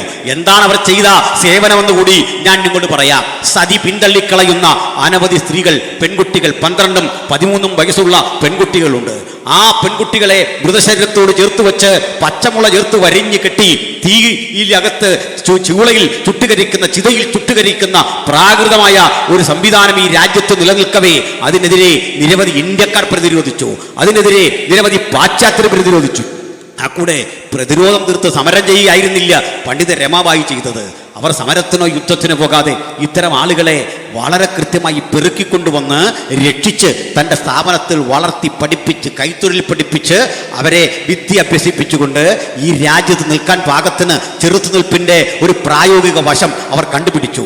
ഒന്നും രണ്ടും പേരല്ല, ഒരു ഘട്ടത്തിൽ അവരുടെ സ്ഥാപനത്തിൽ 3500-ലധികം അന്തേവാസികളെ താൽപര്യപ്പിച്ചുകൊണ്ട് ജാതിക്കും മതത്തിനും വർണ്ണത്തിനും വർഗത്തിനും അതീതമായി പൊരുതുകയും കണ്ണ് നഷ്ടപ്പെട്ടു പോയ ആളുകൾക്ക് വേണ്ടി മറാഠി ഭാഷയിൽ ലിപിയുണ്ടാക്കി അവരെ പഠിപ്പിക്കുകയും ഹിന്ദി ഇന്ത്യയുടെ രാഷ്ട്രഭാഷയാക്കണമെന്ന് ആദ്യമായി പൊതുജനങ്ങളുടെ സമക്ഷം നിന്ന് പ്രസംഗിക്കുകയും ചെയ്ത അനുഗ്രഹിക്കപ്പെട്ട ആ കർത്തൃദാസികളുടെ ജീവിതത്തിനൊരു സാക്ഷ്യമുണ്ടായിരുന്നു. ആ സാക്ഷ്യം ചേതോഹരമായിരുന്നു. അവരുടെ പ്രാർത്ഥനാ മുറിക്കുള്ളിൽ അവർ ദൈവവചനം പഠിപ്പിച്ചുകൊണ്ടിരിക്കെ കേട്ടുകൊണ്ടിരുന്ന ഒരു കുട്ടി ചോദിച്ചു, ഞങ്ങൾ വായിച്ചുകൊണ്ടിരിക്കുന്നത് അപ്പോസ്തല പ്രവൃത്തി 2-ാം അധ്യായമാണ്. അവിടെ ഞങ്ങൾ കണ്ടു അഗ്നിജാല പോലെ പിളർന്നിരിക്കുന്ന നാവുകൾ പ്രത്യക്ഷമാകുന്നതും അവരിൽ ഓരോരുത്തരിലും പതിയുന്നതും ആത്മാവ് അവർക്ക് ഉച്ചരിക്കാൻ കൊടുത്തതുപോലെ അന്യഭാഷകളിൽ സംസാരിച്ചു തുടങ്ങുന്നതുമായ കാര്യം അതിന്നും നടക്കുമോ എന്ന് ചോദിച്ചപ്പോൾ രമാവായി സരസ്വതി എന്ന ഈ കർത്തദാസി പറഞ്ഞു, നമുക്ക് ഒരുമിച്ച് പ്രാർത്ഥിക്കാം, അതിനുത്തരം ദൈവം തരട്ടെ. അടുത്ത നിമിഷം കണ്ട കാര്യം എന്താണെന്നറിയണ്ടേ? അത് ചോദിച്ച പെൺകുട്ടിയുടെ ശരീരത്തിലേക്ക് ഒരു അഗ്നിജ്വാലയുടെ സാന്നിധ്യം കണ്ടിട്ട് ആളുകൾ ബക്കറ്റിൽ വെള്ളം കോരിക്കൊണ്ടുവന്ന് ആ സ്ത്രീയുടെ ശരീരത്തിൽ ഒഴിച്ചിട്ടും താപജാലകൾ കെടുന്നില്ല. അവൾ ഇങ്ങനെ ആ ഇരിക്കുന്ന ഇരിപ്പിൽ അവളുടെ ശരീരം കത്താതെ അഗ്നിയിൽ ഇരിക്കുന്ന പോലെ ഒരു അനുഭവം ഉണ്ടായി. ഈ അനുഭവം അടുത്തടുത്തടുത്ത ആളുകളിലേക്ക് വ്യാപരിച്ചപ്പോൾ ഇന്ത്യ മഹാരാജ്യം രേഖാമൂലം രൂപപ്പെടുത്തിയ ആദ്യത്തെ ഉണർവിന്റെ ചരിത്രം പണ്ഡിത രമാവായി എന്ന ആ പ്രിയപ്പെട്ട കർത്തൃദാസിയുടെ മുക്തി മിഷൻ എന്ന സ്ഥാപനത്തിൽ രൂപപ്പെട്ടപ്പോൾ പ്രിയപ്പെട്ടവരെ, അതിന് 100-ലധികം വയസ്സ് പിൻകഴിഞ്ഞു. ഇതുവരെ കേരളക്കരയിൽ, തമിഴ്നാട്ടിൽ, ഇന്ത്യയുടെ പലയിടങ്ങളിൽ പെന്തക്കോസ്തിന്റെ താപജാലകൾ ആടിക്കളിക്കുന്ന ഉണർവിന്റെ ഉത്തമമായ നിദർശനങ്ങൾ പലയിടത്ത് പല രൂപത്തിൽ ആവിഷ്കരിക്കപ്പെട്ട് കഴിഞ്ഞപ്പോൾ രാജ്യത്തിന് വലിയ മാറ്റമുണ്ടായി. ഞാൻ ബഹുമാനപ്പെട്ട ഭരണകൂടത്തോടും ഞങ്ങളുടെ പ്രസംഗം കേൾക്കുന്ന പൊതുജനങ്ങളോടും ചോദിക്കുക, 100 വർഷം ഞങ്ങൾ ഈ രാജ്യത്ത് പ്രവർത്തിച്ചിട്ട് രാജ്യദ്രോഹപരമായ ഒരു പ്രവൃത്തിയും ചെയ്യാതെ ഒരു തരത്തിലും ഞങ്ങളുടെ പേരിൽ പൊതുയോഗങ്ങളിൽ പൊതുവിടങ്ങളിൽ ഞങ്ങളുടെ പ്രവർത്തന രീതികളിൽ ഭരണകൂടത്തിന് വിരുദ്ധമായതൊന്നും കണ്ടുപിടിക്കാനാവാതെ മദ്യത്തിന്റെയും മയക്കുമരുന്നിന്റെയും പുകവലിയുടെയും പേരിൽ ഒരു കേസ് പോലും രജിസ്റ്റർ ചെയ്യാനാവാതെ മാതൃകാപരമായി ഈ രാജ്യത്ത് പ്രവർത്തിച്ച സാക്ഷാൽ സമാധാനത്തിന്റെ വക്താക്കളാണ് ഞങ്ങൾ. അതുകൊണ്ട് ഈ രാജ്യത്ത് പ്രവർത്തിക്കാനും നസ്രായനായ യേശുവിനെ ഉയർത്താനും മദ്യം പോലുള്ള വിപത്തുകൾക്കെതിരെ പ്രായോഗിക നിലപാടെടുക്കാനും യേശുവിന്റെ അനുഗാമികളെ പോലെ അർഹതയുള്ള മറ്റാരുമില്ല എന്നുള്ള ഒരു യാഥാർത്ഥ്യത്തിൽ ഊന്നി നിന്നുകൊണ്ട് സുവിശേഷത്തിന്റെ സവിശേഷ സത്യം ഇങ്ങനെ ആവർത്തിച്ചുറപ്പിച്ച് പ്രഖ്യാപിക്കട്ടെ. മറ്റൊരുവനിലും മറ്റെവിടെയും മറ്റെങ്ങനെയും രക്ഷയില്ല. നാം രക്ഷിക്കപ്പെടുവാൻ ആകാശത്തിന് കീഴിൽ മനുഷ്യർക്കിടയിൽ നൽകപ്പെട്ട ഒരു നാമം യേശുക്രിസ്തുവിന്റെ നാമമാണ്. ആ മഹത്തര നാമത്തെ പ്രകീർത്തിക്കുന്ന ഇടത്തൊക്കെ ബെഥേസ്തയുടെ അന്ധകാരത്തിന്റെ അടിത്തറകൾ കുളം തോണ്ടും, മാരകമായ ചില പ്രാചീന ചിന്തകളുടെ അസ്ഥിവാരങ്ങൾ കുളം തോണ്ടും. എല്ലാത്തരം വിഭാഗീയതയ്ക്കും അതീതമായി അത് ഉയർത്തിക്കാട്ടുന്ന മഹത്തരമായ ദൈവ ചൈതന്യമുണ്ട്. ദൈവം ഒരുവനല്ലോ, ദൈവത്തിനും മനുഷ്യർക്കും മധ്യസ്ഥൻ ഒരുവൻ, അനേകർക്ക് വേണ്ടി മറിവിലയായി തന്നെത്താൻ ഏൽപ്പിച്ചു കൊടുത്ത മനുഷ്യനായ ക്രിസ്തു യേശു തന്നെ. ആ ക്രിസ്തു യേശുവിനെ ഉയർത്തുകയാണ് ഞങ്ങൾ ചെയ്യുന്നതെങ്കിൽ അതിൽ പരിയോഗിക്കരുതേ എൻ്റെ പ്രിയപ്പെട്ട സഹോദരങ്ങളെ. ഒന്നുകൂടി എടുത്തു പറയട്ടെ, ഞങ്ങൾ പറയുന്നതിൽ യുക്തിരാഹിത്യമെന്ന് എന്ന് നിങ്ങൾ പറയണം, പൊതുജനങ്ങൾ സമൂഹം പറയണം. ഓൺലൈനിലൂടെ നിരവധി ആളുകൾ കേട്ടുകൊണ്ടിരിക്കുക. ഒരു മഹാപ്രപഞ്ചം, ഈ പ്രപഞ്ചത്തിന് ഒരു കാരണഭൂതനുണ്ടെന്ന് ഞങ്ങൾ പറയും. ആ കാരണഭൂതനെപ്പറ്റി ഞങ്ങൾ പറയും മനുഷ്യരാരും കണ്ടിട്ടില്ലാത്തവൻ, കാണാൻ കഴിയാത്തവൻ, അടുത്തുകൂടാത്ത വെളിച്ചത്തിൽ വസിക്കുന്നവൻ. ഇതൊക്കെ വിപരീതമായിട്ടൊരാൾ പറഞ്ഞാൽ ആ പറയുന്ന ശക്തി ദൈവമല്ല എന്ന് പറയേണ്ടി വരും. എന്താണ് കാരണം?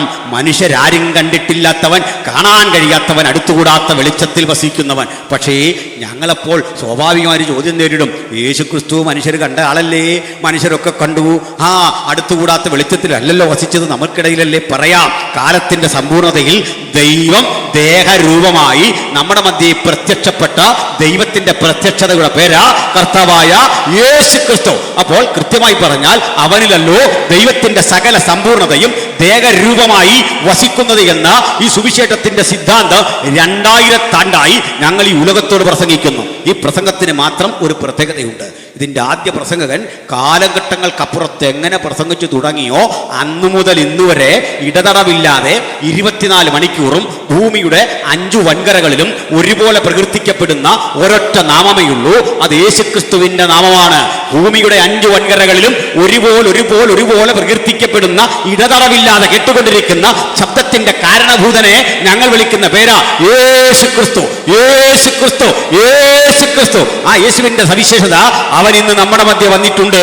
2-3 പേർ തന്റെ നാമത്തിൽ കൂടി വരുന്നവരുടെ നടുവില് വാഗ്ദത്തം പോലെ എത്താൻ കഴിയുന്ന നസ്രായന്റെ സാന്നിധ്യം നമ്മുടെ ആവശ്യകതകളെ അറിഞ്ഞ് പ്രവർത്തിച്ചുകൊണ്ട് പ്രശ്നങ്ങളുടെ മീതെ പരിഹാരം വരുത്തിക്കൊണ്ട് ഇന്നും ഇടപെട്ടുകൊണ്ടിരിക്കുക. പ്രിയപ്പെട്ടവരെ, ഇങ്ങനെയാ ആളുകൾ ഈ ക്രിസ്തു സാന്നിധ്യം അറിഞ്ഞു വരുന്നതേ. നിങ്ങൾ കണ്ടിട്ടുണ്ടോ? ഞങ്ങൾ എവിടെങ്കിലും രാജ്യത്തെ സ്തംഭിപ്പിക്കുന്ന സമരം നടത്തി കണ്ടിട്ടുണ്ടോ? മന്ത്രിയെ വഴി തടയുന്ന കണ്ടിട്ടുണ്ടോ? നിങ്ങൾ എവിടെയെങ്കിലും ഭരണകൂടത്തിനെതിരെ ഞങ്ങൾ ഒരു വാക്ക് സംസാരിക്കുന്ന കേട്ടിട്ടുണ്ടോ? നമ്മൾ ചെയ്യില്ല. എന്താ കാര്യം? ഞങ്ങൾക്ക് പോരാട്ടമുണ്ട്, യുദ്ധമുണ്ട്. അത് ജഡം ധരിച്ച മനുഷ്യരോടല്ല. ബൈബിളിൻ്റെ ഭാഷയിൽ പറഞ്ഞാൽ നമുക്ക് പോരാട്ടമുള്ളത് ആ ജഡരക്തങ്ങളോടല്ല, ഈ രാജ്യത്ത് ഒരു മനുഷ്യനോടുമല്ല. ഒരു ഉദാഹരണം പറയാം. ഇപ്പം നമ്മുടെ പ്രിയപ്പെട്ട കർത്തൃദാസൻ ഗ്രഹാം സ്റ്റുവർട്ട് സ്റ്റെയിൻസിനെയും 2 കുട്ടികളെയും കൊന്നുകളഞ്ഞ, അതും ചുട്ടുകരിച്ച് കൊല്ലുകയാണ്. ചുട്ടുകരിച്ച് കൊന്നുകളഞ്ഞ ഒരു സംഭവമുണ്ട്. എൻ്റെ സ്നേഹിതൻ ബോബി ബ്രദർ ഇവിടെ ഉണ്ട്. ഞങ്ങൾ ഇതുപോലൊരു യോഗം കഴിഞ്ഞ് കുന്നംകുളത്ത് വരുമ്പോൾ അവിടെ ഒരു ഹോട്ടലിൽ ഭക്ഷണം കഴിക്കാൻ കയറി. അവിടെ ഒരു മനുഷ്യൻ ഞങ്ങളെ സ്വാഗതം ചെയ്തു ഭക്ഷണം കഴിക്കാൻ, ഒരു വെയിറ്റർ. അവിടെ ചെല്ലുമ്പോൾ ഇദ്ദേഹം ഒത്തിരി കാര്യങ്ങൾ സംസാരിച്ച് ഫുഡൊക്കെ തരികയാണ്. ഫുഡ് തരുന്നു, നല്ല രീതിയിൽ ട്രീറ്റ് ചെയ്യുന്നു. ഭക്ഷണം കഴിഞ്ഞ് ഞങ്ങൾ അദ്ദേഹത്തിനൊരു ടിപ്പ് വെച്ചു. അദ്ദേഹം ആ പണം എടുത്ത് തിരിച്ച് പോക്കറ്റ് വെച്ചിട്ട് പറയുക, അയ്യോ ഫാദർ എനിക്ക് ടിപ്പ് തരല്ലേ, അത് കയ്യിരിക്കട്ടെ. നിങ്ങളെപ്പോൾ ഉറക്ക് ഈ ഭക്ഷണം തരുന്നത് എനിക്ക് വലിയൊരു സന്തോഷമാണ്. ഞാൻ ജീവിതത്തിൽ ഇത് ആദ്യം കേൾക്കുക. ഉപദേശിമാർ ഒത്തിരി കഴിക്കുമെന്നും പറഞ്ഞ് നമുക്ക് ജീവിക്കാനാവാത്തൊരവസ്ഥയാണ്. അന്നേരം ഇങ്ങനെ പറയുക, നിങ്ങൾക്ക് ഭക്ഷണം തരുന്നത് വലിയ സന്തോഷമാണ്. ഞാൻ ചോദിച്ചു, എന്താ കാര്യം? ഇദ്ദേഹം എന്തോ പറയാനുള്ളതുപോലെ പുറത്തിറങ്ങി വന്നപ്പോൾ ഞാൻ ചോദിച്ചു, ആട്ടെ സുഹൃത്തെ, എന്താ ബ്രദറിൻ്റെ കാര്യം, എന്തോ പറയാനുള്ള പോലെ? ഉടനെ പറയുകയാണേ, ഫാദർ എന്നെ അങ്ങനെ വിളിച്ചേ. എന്നെ പലരും ഫാദർ എന്നാണ് വിളിക്കുന്നത്. എന്നോട് ഫാദർ ആണോ എന്ന് ചോദിച്ചാൽ ഇന്ന് വരെ ഞാൻ അല്ലെന്ന് പറഞ്ഞിട്ടില്ല. കാരണം മക്കൾ എനിക്ക് 3 മനസ്സിലായോ? പിന്നെ ഞാനെന്തിനാ അമാന്തിക്കണം? എനിക്ക് ആ കാര്യത്തിൽ പോപ്പിനേക്കാൾ ആർജവമുള്ളത് കൊണ്ട് എനിക്ക് അന്തസ്സോടെ പറയാൻ പറ്റും. പോട്ടെ. അപ്പം എന്നോട് ചോദിച്ചു, ഞാൻ ചോദിച്ചു എന്താ ബ്രദറിൻ്റെ വിഷയം? അദ്ദേഹം പറയാ, ഫാദർ ഞാനിവിടെ ഒന്ന് വെയിറ്ററായിട്ട് ജോലി ചെയ്യേണ്ട ആളൊന്നുമല്ല. ഇത്തരം 2 കടകൾ സ്വന്തം ഉണ്ടായിരുന്ന ആളാണ്. ഞാൻ അമ്പരന്നു. ഫാദർ ഇവിടെ ആയിരുന്നില്ല, ഒറീസയിലായിരുന്നു. നിങ്ങളറിയുന്ന ഗ്രഹാം സ്റ്റെയിൻസിൻ്റെ വീടിൻ്റെ തൊട്ടരികിൽ ഞങ്ങൾ അയൽക്കാരായിരുന്നു. ഞങ്ങൾ ക്രിസ്മസ് വരുമ്പോൾ അവരും, ഇദ്ദേഹം ഒരു ഹിന്ദു പശ്ചാത്തലത്തിലുള്ള ആളാണ്. മറ്റ് വിശേഷ ദിവസങ്ങളിൽ ഞങ്ങളും ഭക്ഷണം പങ്കിടുമായിരുന്നു. ഈ കുട്ടികൾ എപ്പോഴും വീട്ടിലാണ്, അത്ര സ്നേഹമാണ്. പക്ഷെ ഒരു ദിവസം ഈ ഗ്ലാഡീസ് ആൻറ്റിയും മകളും ദുഃഖിതയായി പരിഭ്രാന്തരായി വേദനിക്കുന്ന വാർത്ത അറിഞ്ഞു. ഈ ചെറുപ്പക്കാരൻ ചെല്ലുമ്പോൾ അലമുറയിട്ട് കരയുന്ന വീടും പരിസരമൊക്കെ കണ്ടു. പിന്നെ കാണുന്നതേ കത്തിക്കരിഞ്ഞ 3 ശവശരീരങ്ങൾ തുണിയിൽ പൊതിഞ്ഞു കെട്ടി ഇവിടെ കൊണ്ടുവരികയും ചാപ്പലിനോട് ചേർന്നുള്ള ഒരു ശ്മശാനത്തിൽ അടക്കം ചെയ്യുന്ന കാഴ്ചയാണ്. അത് കഴിഞ്ഞു. കുറേ ദിവസങ്ങൾ പിന്നിട്ടു. അദ്ദേഹം പറയുകയാണ്, ഫാദർ കണ്ണടയ്ക്കുമ്പോൾ അങ്കിൾ എന്ന് വിളിച്ചുകൊണ്ട് ഈ കുഞ്ഞുങ്ങൾ അരിയിൽ നിൽക്കുക. എത്ര സ്നേഹമായിരുന്നു. പക്ഷേ എനിക്കവിടെ പിന്നെ നിൽക്കാൻ തോന്നിയില്ല. കിട്ടിയ വിലയ്ക്ക് ഇതൊക്കെ വിറ്റ് തകർത്ത് കളഞ്ഞിട്ട് ഞാൻ നാട്ടിലേക്ക് വണ്ടി കയറി ഇവിടെ വന്ന് ഈ ജോലി ചെയ്യുക. പക്ഷെ ഒന്നുകൂടി പറഞ്ഞു, ഞാൻ വണ്ടി കയറി നാട്ടിലേക്ക് എത്തുന്നതിന് അധികം താമസിക്കാതെ ഒറീസയെ അമ്പരപ്പിക്കുന്ന സൂപ്പർ സൈക്ലോൺ അന്തരീക്ഷമാകെ മാറി. വലിയ പ്രതിസന്ധികളിലൂടെ ആ നാട് മുഴുവൻ കടന്നുപോയി. ഇത് ഞങ്ങൾക്ക് ദൈവിക ഇടപെടലാണെന്ന് വിശ്വസിക്കുന്ന ഒരാളാണ് ഞാൻ. കാരണം ഒന്നും ചെയ്യാത്ത 2 പിഞ്ചോമനകൾ, അവർക്ക് ആധ്യാത്മികതയോ അതിൻ്റെ നിഷേധമോ ഒന്നും അറിയില്ല. അതുങ്ങളെയും കത്തിച്ച് ചാരമാക്കിയ മണ്ണിൽ ഈ മണ്ണിൻ്റെ ഉടയവൻ ഒന്നിടപെട്ടു. 25 കൊല്ലങ്ങൾ പിന്നിട്ടു. അതിന് കാരണഭൂതനായ ഒരു പ്രതിയെ റിലീസ് ചെയ്തു. അതിൽ നമുക്ക് വിരോധമൊന്നുമില്ല. ആർക്ക് വിരോധിക്കണം? പിറ്റേന്ന് അദ്ദേഹത്തെ വിട്ടാലും പ്രതിഷേധം അറിയിക്കുന്നവരല്ല നമ്മൾ. കാരണം നമുക്ക് വൈരാഗ്യമില്ല. ആ മനുഷ്യനെയും ദൈവം സ്നേഹിക്കുന്നു എന്ന് വിശ്വസിക്കുന്നവരാണ് നമ്മളല്ലേ. സന്തോഷത്തോടെ പറയണം, മനം തിരിഞ്ഞു വന്നാൽ നീയും ദൈവത്തിൻ്റെ ഒരു മകനാണ്. ഹല്ലേലൂയ. പക്ഷെ ഒരു കാര്യം, ചിലതരം ശാപങ്ങൾ ചില ദേശത്തെ ഗ്രസിക്കും. ആർക്കും അതിനെ അതിജീവിക്കാൻ കഴിയില്ല. വചനം പറയുക, ബലവാനും ബലഹീനൻ തമ്മിലൊരു കാര്യമുണ്ടായാൽ ബലഹീനൻ്റെ പക്ഷം ചേരുന്നവനാ ദൈവം. കഴിവ് കുറഞ്ഞ ആളാ നിങ്ങളെങ്കിലേ കരുത്തനപ്പുറത്ത് ആക്രമിക്കാൻ വരുമ്പോൾ നിങ്ങളുടെ പക്ഷം കൃത്യം ചേരുന്ന ഉറപ്പുള്ളവൻ്റെ പേരാണ് ദൈവം. നീ ചോര ചൊരിയേണ്ടി വരാം, ഒരുപക്ഷെ പ്രാണം കളയേണ്ടി വരാം, പക്ഷെ ഒപ്പം ദൈവം നിൽപ്പുണ്ട്. സകലതും കാണുന്നവനായി ദൈവം നിൽപ്പുണ്ട്. ശാപഗ്രസ്തമായ ജീവിതത്തിൻ്റെ ഒരു പശ്ചാത്തലം കൂടി ഞാൻ വീണ്ടും പറയട്ടെ. ഇന്ന് നല്ല വീടുകളുണ്ട് പലർക്കും, പക്ഷെ എവിടെയോ ശാപത്തിൻ്റെ ഒരു സ്വാധീനത പലരിലും കാണാം. ഞാൻ മുമ്പ് മത്തായിയെയും സക്കായിയെയും കുറിച്ച് പറഞ്ഞില്ലേ? ഈ സക്കായിയുടെ വീടും മത്തായിയുടെ വീടും ഒക്കെ ശാപത്തിൻ്റെ ഒരു സ്വാധീനത ഉള്ളതാണ്. എന്താ കാര്യം? എത്ര കൈക്കൂലിയുടെ സ്വാധീനം അതിലുണ്ട്, അതിലെത്ര പാവപ്പെട്ടവൻ്റെ കണ്ണീരുണ്ട്, അതിലെത്ര ദുഃഖിതൻ്റെ അനാഥൻ്റെ നൊമ്പരമുണ്ട്. അതുകൊണ്ട് ഒരു ശാപം അതിനെ പിൻഗമിക്കും. നിങ്ങൾ സൂക്ഷ്മാംശങ്ങളിൽ നോക്ക്. ഈ രാജ്യത്ത് നിയമവിരുദ്ധമായ രീതിയിലോ നിയമപരമായ രീതിയിലോ മറ്റുള്ളവർക്ക് ദോഷം ചെയ്തുകൊണ്ട് സമ്പത്താർജിക്കുന്ന മനുഷ്യരുണ്ട്. ഉദാഹരണം, നിങ്ങൾ ഒരു ബാർ മുതലാളിയാണെന്ന് വെക്കുക. ആ തൊഴിൽ ചെയ്യാൻ ഈ രാജ്യത്ത് നിയമവിരുദ്ധമായിട്ടൊന്നുമില്ല. ലൈസൻസിന് അപേക്ഷിച്ച് നിശ്ചിത തുക കൊടുത്താൽ അതിന് നോംസ് പാലിച്ചാൽ ഏതൊരാൾക്കും അത് ലഭിക്കും. ഒരു ബുദ്ധിമുട്ടുമില്ല. അത് രാജ്യവിരുദ്ധവുമല്ല. പക്ഷേ ബാറെന്നറിയപ്പെടുന്നൊരു സ്ഥാപനം നമ്മുടെ നാട്ടിൽ ആയിരക്കണക്കിന് യാചകരെ വാർത്തെടുത്തൊരു വ്യവസായശാലയാണ് എന്ന സത്യം മറക്കണ്ട. നിങ്ങൾ നിമിത്തം സ്നേഹിത എത്ര സ്ത്രീകൾ വിധവമാരായി. പഠിച്ചു മിടുക്കരാകേണ്ട ഡോക്ടർമാരാകേണ്ട എഞ്ചിനീയർമാരാകേണ്ട എത്ര കുട്ടികൾ ക്രിമിനലായി. നിങ്ങൾ പണമാർജിച്ചു, നിങ്ങൾ സമ്പത്ത് സ്വരുക്കൂട്ടി, നിങ്ങൾ വെട്ടിപ്പിടിച്ചു. പക്ഷെ മറുവശത്തെ ഒരു ശാപം, നിരവധി സ്ത്രീകളുടെ ശാപം, നിരവധി പേരുടെ കണ്ണീരെ CC പിടിച്ചും വാഹനത്തിന് പണം കൊടുത്തും അന്യായമായി നേടിയ അത്തരത്തിലെ പണമില്ലേ, ഒരു ദിവസം നിന്നെ തിരിഞ്ഞു കുത്തുന്ന ഒരു കാലം വരും. ക്ഷമിക്കണം, ഞാനൊരിക്കൽ ഒരു ഗുണ്ടയുടെ ശവശരീരമടക്കേണ്ട അവസ്ഥാവിശേഷമുണ്ടായി. അയാൾക്ക് അതിലൊക്കെ പശ്ചാത്താപം തോന്നിയിട്ടാ അയാളുടെ ജീവനോടെയും ഞാൻ കണ്ടിട്ടുണ്ട്. അദ്ദേഹത്തെ ഒരിക്കൽ കാണാൻ ചെല്ലുമ്പോഴേക്ക് നല്ല ആരോഗ്യവാനായിരുന്നു. പക്ഷേ പലരെയും അടിച്ചുപദ്രവിച്ച് വികലാംഗരാക്കി മാറ്റിയ കഥകൾ എന്നോട് പറഞ്ഞു. പാസ്റ്റർ, മെഡിക്കൽ കോളേജിൻ്റെ അടുത്ത് ചെന്നാൽ കരുത്തനായ ഒരു മനുഷ്യൻ കൈ നഷ്ടപ്പെട്ടിട്ടേ ലോട്ടറി വിൽക്കുന്ന കാഴ്ച കാണാം. അദ്ദേഹം പറയുക, ഞാനവൻ്റെ കൈ വെട്ടിക്കളഞ്ഞതാ. കൈ നഷ്ടപ്പെട്ടവൻ അതുവഴി ലോട്ടറി വിൽക്കുക നാട്ടിൽ ഏറ്റവും വലിയ ചട്ടമ്പിയായിരുന്നു, ഞാൻ വെട്ടിക്കളഞ്ഞു. നിരവധി ആളുകളുടെ കഥ പറഞ്ഞിട്ട് അദ്ദേഹം പറയുക, പക്ഷെ ഇന്നേ കണ്ണടയ്ക്കുമ്പോൾ ഞാൻ കൊന്നുകളയുകയോ ഞാൻ ഉപദ്രവിക്കുകയോ ചെയ്ത മനുഷ്യരുടെ ആർത്തനാദം എൻ്റെ കാതുകളിൽ കേൾക്കുക. ഒറ്റക്കിരിക്കുമ്പോഴൊക്കെ ഞാൻ ഭീതിയിലാണ്. ആ മനുഷ്യൻ ഏതാനും ദിവസങ്ങൾക്കുള്ളിൽ മരിച്ചു. പാപമൊക്കെ ഏറ്റുപറഞ്ഞാൽ മരിച്ചതെങ്കിലും അന്ത്യനിമിഷങ്ങൾ എത്രയോ ഭീതിജനകമായിരുന്നു, എത്രയോ വേദനാജനകമായിരുന്നു. വേദനാജനകമായ ഭീതിജനകമായ കുറ്റബോധത്തിൻ്റെ ആ നീരാളിപ്പിടുത്തത്തിൽ നിന്ന് പിടിവിടാൻ കഴിയാതെ എത്ര മനുഷ്യരുണ്ട്. ഈ ഒറീസയിൽ ഇന്ന് നടന്ന സംഭവങ്ങളെക്കുറിച്ച് മാനവികമായ ഒരു വേദന നിങ്ങളുടെ ഉള്ളത്തിലുണ്ടെങ്കിൽ ആ വേദന കൊണ്ട് നിങ്ങൾ കഴുകുകയാണ് ആ പാവക്കറകൾ എന്ന് ഞാൻ പറയും. ഇത് കേൾക്കുമ്പോൾ ആ പിഞ്ചോമനകളെ കുറിച്ച്, ഗ്രഹാം സ്റ്റെയിൻസ് എന്ന മനുഷ്യനെ കുറിച്ച് ഉള്ളിൻ്റെ ഉള്ളിൽ ഒരു നൊമ്പരം രൂപപ്പെട്ടു വരികയാണെങ്കിൽ ആ പൊടിഞ്ഞ കണ്ണീരില്ലേ, ആ കണ്ണീര് കൊണ്ട് നിങ്ങൾ പാവത്തിൻ്റെ കറ കുറേയൊക്കെ കഴുകുകയാണെന്ന് ഞാൻ വിശ്വസിക്കുന്നു. അദ്ദേഹത്തിൻ്റെ ഈ അന്ത്യാനുഭവങ്ങൾ എഴുതി വെച്ച ഒരു പുസ്തകത്തിന് ആമുഖം കുറിച്ചുകൊണ്ട് ബഹുമാനപ്പനായ പരേതനായ OV വിജയൻ ആ പുസ്തകത്തിൻ്റെ ആമുഖത്തിൽ ഇങ്ങനെ ഗ്രഹാം സ്റ്റെയിൻസിൻ്റെ മരണത്തെ അനുസ്മരിച്ചുകൊണ്ട് ഏതാനും വാക്കുകൾ എഴുതിയത് ഞാൻ എൻ്റെ ഓർമ്മയിൽ നിന്ന് പറയാം. നിത്യരോഗത്തിൻ്റെ വ്രണങ്ങളെ കഴുകിക്കെട്ടാൻ എൻ്റെ രാജ്യത്തിലേക്ക് വന്ന സ്റ്റെയിൻസ്, ദൈവപുത്രൻ്റെ നീതി ഞങ്ങൾ നിനക്ക് തന്നില്ല, എങ്കിലും നീ ഞങ്ങൾക്ക് മാപ്പരുളണം. അങ്ങ് മാപ്പ് എന്ന് പറയുന്നത് വരെ എൻ്റെ രാജ്യത്തിൻ്റെ പതാക പാതിമരത്തിൽ കിടക്കട്ടെ എന്ന് പറഞ്ഞ് OV വിജയൻ ഒരു കുറിപ്പെടുന്നുണ്ട്. ഇന്ത്യയുടെ മുഴുവൻ ശബ്ദമതാണെങ്കിൽ നമുക്ക് ഒരു മാറ്റത്തിൻ്റെ സൂചനകളാണ് കാണാൻ കഴിയുന്നത്. എന്നാൽ അങ്ങനെയല്ല. ഇയാളെന്തോ ഭീകരനാണ്, ഇയാൾ ആളെ മതം മാറ്റാൻ വരുന്നു, ആളെ മാറ്റിമറിക്കാൻ വരുന്നു. പ്രിയപ്പെട്ടവരെ, ഒരു മനുഷ്യൻ വന്ന് എന്തെങ്കിലും പറയുമ്പോൾ മാറിപ്പോകുന്ന ദുർബലതയുടെ പേരാണോ മതം? ഒരു ലഘുലേഖ വായിക്കുമ്പോൾ തട്ടിപ്പോകുന്നതാണോ ആധ്യാത്മികത? ഒരു മനുഷ്യൻ നിന്നിങ്ങനെ പ്രസംഗിക്കുമ്പോൾ സഹിഷ്ണുതയില്ലാതെ അത് കേട്ടിരിക്കാൻ മനസ്സില്ലാത്ത വിധത്തിൽ നശിക്കുന്ന മതങ്ങളാണ് അതെങ്കിൽ അത് ദുർബലമായ ഒരു അടിസ്ഥാനത്തിലല്ലേ അത് രൂപപ്പെടുന്നത്?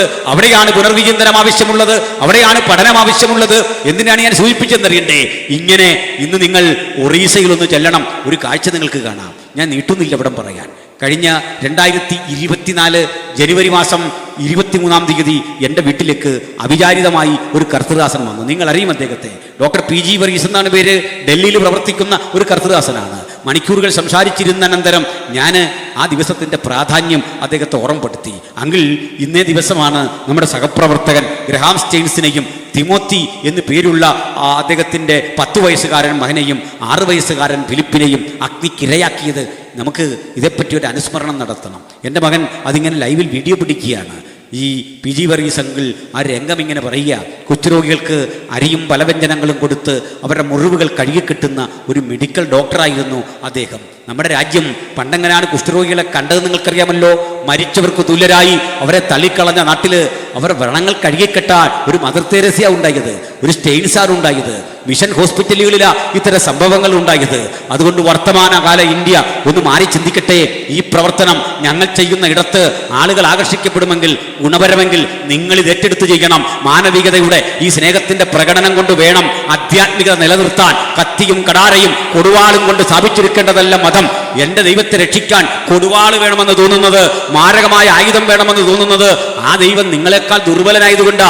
എൻ്റെ ചുറ്റും വലത്തും ഇടത്തും നിന്ന് എന്നെ രക്ഷിക്കാൻ ഒരു പാറാവുകാരൻ്റെ ആവശ്യമുണ്ടെന്ന് എനിക്ക് തോന്നേണ്ടി വരുന്നത് ഞാൻ സേവിക്കുന്നവൻ സർവശക്തനല്ല എന്ന് തോന്നൽ വരുമ്പോഴാണ്. അങ്ങനെയെങ്കിൽ ഞാനൊരു കാര്യം ഉറപ്പായി പറയുന്നു, വീരിവിടെ മരിക്കേണ്ടി വന്നാലും പൊരുതി മരിക്കേണ്ടി വന്നാലും ആയുധം കൊണ്ട് തിരിച്ചടിക്കുന്ന ഒരു ഏർപ്പാടൊന്നും ഞങ്ങൾക്കില്ല. 100 വർഷത്തെ ഞങ്ങളുടെ ചരിത്രത്തിൽ തിരിച്ചടിച്ച ഒരനുഭവം പോലുമില്ല. അത് ആരോഗ്യത്തിൻ്റെ കുറവ് കൊണ്ടോ മറ്റേതെങ്കിലും കാരണങ്ങളല്ല. എന്തിന് ഒരു കേസിന് പോലും പോകാതെ അത്തരം അനുഭവങ്ങളെ ക്ഷമ കൊണ്ട് നേരിട്ട സുശക്തമായ പ്രതികരണത്തിന്റെ പേരാ സുവിശേഷം. ഹല്ലേലൂയ. ആ സുവിശേഷത്തിന്റെ കരുത്തും അതിന്റെ മാന്യതയും നിലനിർത്തി ഇനിയും യേശുവിനെ പ്രസംഗിക്കാൻ ഞങ്ങൾക്ക് സാധിക്കും. കാരണമെന്നറിയട്ടെ, കയ്യിൽ കരവാളം എന്തിക്കൊണ്ട് കൊടുവാൾ എന്തിക്കൊണ്ട് തലവെട്ടി പിളർത്തി രണ്ടാക്കി മാറ്റാൻ അടുത്തു വരുന്നവനെയും മാറോട് ചേർത്ത് ആലിംഗനം ചെയ്യുന്ന ഒരൊറ്റ മാർഗമേ ഉലകത്തിലുള്ളൂ. അതിന്റെ പേരാണ് യേശുക്രിസ്തുവിന്റെ സുവിശേഷം. ആ സുവിശേഷത്തിന്റെ ശക്തി ആർജിച്ചെറിഞ്ഞ ഈ സ്റ്റെയിൻസിന്റെ മരണം ഇദ്ദേഹം വിശദീകരിച്ച് കേട്ട് ഞാൻ അമ്പരന്നു. ഈ തിരിച്ചു വരും വഴിക്ക് ജീപ്പിൽ അല്പനേരം വിശ്രമിച്ചതാണേ. വിശ്രമിച്ച വേളയിൽ അദ്ദേഹത്തിൻ്റെ ചുറ്റും ആളുകൾ വളഞ്ഞു. ദാരാസിംഗിൻ്റെ ഒക്കെ നേതൃത്വത്തിൽ ആളുകൾ വളഞ്ഞിട്ട് കടാര കൊണ്ട് കഴുത്തിൽ കുത്തി. ഞാൻ പറഞ്ഞു, അങ്കിൾ അങ്ങനെയല്ലല്ലോ. അദ്ദേഹം പറഞ്ഞു, കേൾക്ക്, കടാര കൊണ്ട് കുത്തി കഴുത്തിറക്കുമ്പോൾ ആർത്തനാദം പുറപ്പെടുവിച്ച അപ്പനെ മക്കൾ രണ്ടും ഉണർന്നു നോക്കുക. ഈ ചോര പൊടിയുന്ന അപ്പൻ്റെ ശരീരം കണ്ട് അപ്പാ എന്ന് വിളിച്ച് അലറി അലറി അലറി അതുങ്ങൾ കരയുമ്പോൾ ഈ വണ്ടിയിലേക്ക് പെട്രോൾ ഒഴിച്ചു, അതിന് തീ കൊടുത്തു. ആളിക്കത്തുന്ന ജീപ്പിൽ നിന്ന് 6 വയസ്സുകാരൻ തിമോത്തി പുറത്തേക്ക് ചാടുമ്പോൾ തൃശൂലം കൊണ്ട് കുത്തി അവനെ തീയിലേക്ക് തിരിച്ചിട്ടു കത്തിച്ചു ചാമ്പലാക്കി. എന്തിനാ ഇത്രയും പറഞ്ഞതെന്നറിയണ്ടേ? നമ്മൾ ഈ രാജ്യത്ത് ഇതിന് ശേഷം എത്ര കോടതി കത്തിച്ചു, എത്ര പോലീസ് സ്റ്റേഷൻ കത്തിച്ചു, എത്ര പ്രകടനം നടത്തി? 25 വർഷവും പ്രകടനം നടത്തിയില്ല. 25 വർഷവും ശപിച്ചില്ല. 25 വർഷവും വെറുത്തില്ല. പക്ഷേ ഇന്നൊരു കാഴ്ചയുണ്ടേ. നിങ്ങൾ ഒറീസയുടെ ഗ്രാമങ്ങളിലൂടെ ഈ ഗ്രന്ഥവും കൊണ്ടൊന്ന് സഞ്ചരിക്കണം. അംശമുള്ളവരുണ്ട്, എൻ്റെ കൂടെ വന്നാൽ മതി, ധൈര്യമായിട്ട് പോര്. ഈ ഗ്രന്ഥം കൊണ്ട് സഞ്ചരിക്കുമ്പോൾ ഗ്രാമവാസികൾ തലനീട്ടി പുറകോട്ടിറങ്ങി വന്നിട്ട് മുമ്പോട്ടിറങ്ങി വന്നിട്ട് പറയും, പാതിരി സാബ് ആയേ ആയേ ബൈറ്റേ വന്നാട്ടെ, പാതിരി സാബ് ഇരുന്നാട്ടെ, ഞങ്ങൾക്ക് വേണ്ടി പ്രാർത്ഥിച്ചാട്ടെ, ഞങ്ങളുടെ ശാപങ്ങൾ മാറാൻ, പിഞ്ചോമനകളുടെ കണ്ണീരിൻ്റെ ശാപം മാറാൻ, ഈ നാടിന് വേണ്ടി പ്രാർത്ഥിക്കാൻ. ഒറ്റ വാക്കിൽ ഇങ്ങനെ പറയാം, ഇന്ത്യയിൽ അതിവേഗം വളരുന്ന സഭകൾ ഒറീസയിലെ സഭകളാണ്. അതിൻ്റെ കാരണം അറിഞ്ഞോ? രക്തസാക്ഷികളുടെ രക്തം സഭാ വളർച്ചയുടെ വിത്താണെന്ന് പഠിച്ചു വന്നവരാണ് ഞങ്ങൾ. അതുകൊണ്ട് വരാൻ പോകുന്ന കാലം ഒട്ടും ദൈവമക്കൾക്ക് ശുഭകരമല്ല. അതിനെയൊക്കെ നേരിടാൻ പ്രാർത്ഥനയുടെ ആത്മാവിൽ ഒരു പുതുശക്തി പ്രാപിക്കണം. ഇവിടുന്ന് പിരിയുന്ന ദൈവമക്കൾ പ്രാർത്ഥിക്കേണ്ടത് നിൻ്റെ ആത്മാവിൻ്റെ ഇരട്ടി പങ്കെനിക്ക് തരണം. എൻ്റെ പ്രതീക്ഷകൾക്കപ്പുറത്ത് എനിക്ക് ഈ രാജ്യത്ത് യേശുവിനെ സുവിശേഷീകരിക്കാൻ, യേശുവിന് വേണ്ടി നിലനിൽക്കാൻ, യേശുവിന് വേണ്ടി പാടാൻ, യേശുവിന് വേണ്ടി പ്രസംഗിക്കാൻ ഒരു പുത്തൻ ആത്മസമർപ്പണത്തിന് ത്രാണി തരണമേ എന്ന് പ്രാർത്ഥിച്ചു വേണം ഈ പ്രാർത്ഥന യോഗം വിട്ടു മടങ്ങാൻ. ഹല്ലേലൂയ. ഇങ്ങനെ പറഞ്ഞു നിർത്തട്ടെ. ഈ ബെഥെസ്ദയുടെ ഇത്യാദിയുള്ള നിരവധി അന്ധവിശ്വാസ ജടിലമായ കാഴ്ചപ്പാടുകളെ മുഴുവൻ മാറ്റി യേശുവിൻ്റെ ചൈതന്യ സുവിശേഷം അവിടെ പ്രചരിപ്പിച്ചപ്പോൾ ഒരു വ്യക്തിക്ക് വന്ന മാറ്റം ഒരു നാടിനെ മുഴുവൻ മാറ്റിമറിച്ചു. ഇന്നേ ബെഥെസ്ദ ഇല്ല, അവിടെ ദൂതനുമില്ല, കുളങ്കലക്കുമില്ല, അവിടെ തീർത്ഥാടകരുമില്ല. യേശു മാറ്റിയാൽ പിന്നെ അവിടെ ചെന്ന് നിൽക്കാൻ ഒരുത്തനും ത്രാണിയില്ല. യേശുവിൻ്റെ അനുഗാമികൾ പലയിടത്ത് ഇതുപോലെ പോയി പ്രസംഗിച്ചു. ഞങ്ങൾ അർത്തമീസ് എന്നറിയപ്പെടുന്നൊരു ശില്പത്തെയും ശിലയെയും അതിൻ്റെ പിന്നിൽ വ്യാപരിച്ച ജാതീയ ശക്തിയെയും അങ്ങകലെ എഫെസോസിൽ തകർത്തു. അന്ന് തകർന്നടഞ്ഞ് കിടക്കുന്ന വെണ്ണക്കൽ ശില്പം ഇപ്പോൾ കാണണമെങ്കിൽ മ്യൂസിയത്തിൽ ചെല്ലണം.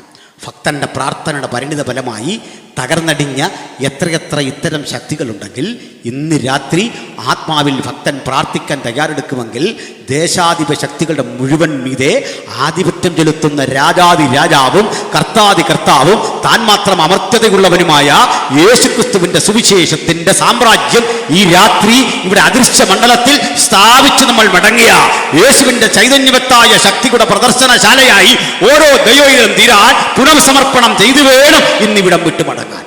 ഒരു കാര്യം ഉറപ്പ്, കേട്ട യേശുവിൻ്റെ സുവിശേഷമെങ്കിൽ അവൻ നിന്റെ ഭ്രാന്തിനെ മാറ്റും. കേട്ട യേശുവിൻ്റെ സുവിശേഷമെങ്കിൽ അവൻ നിന്റെ മനോരോഗത്തെ മാറ്റും.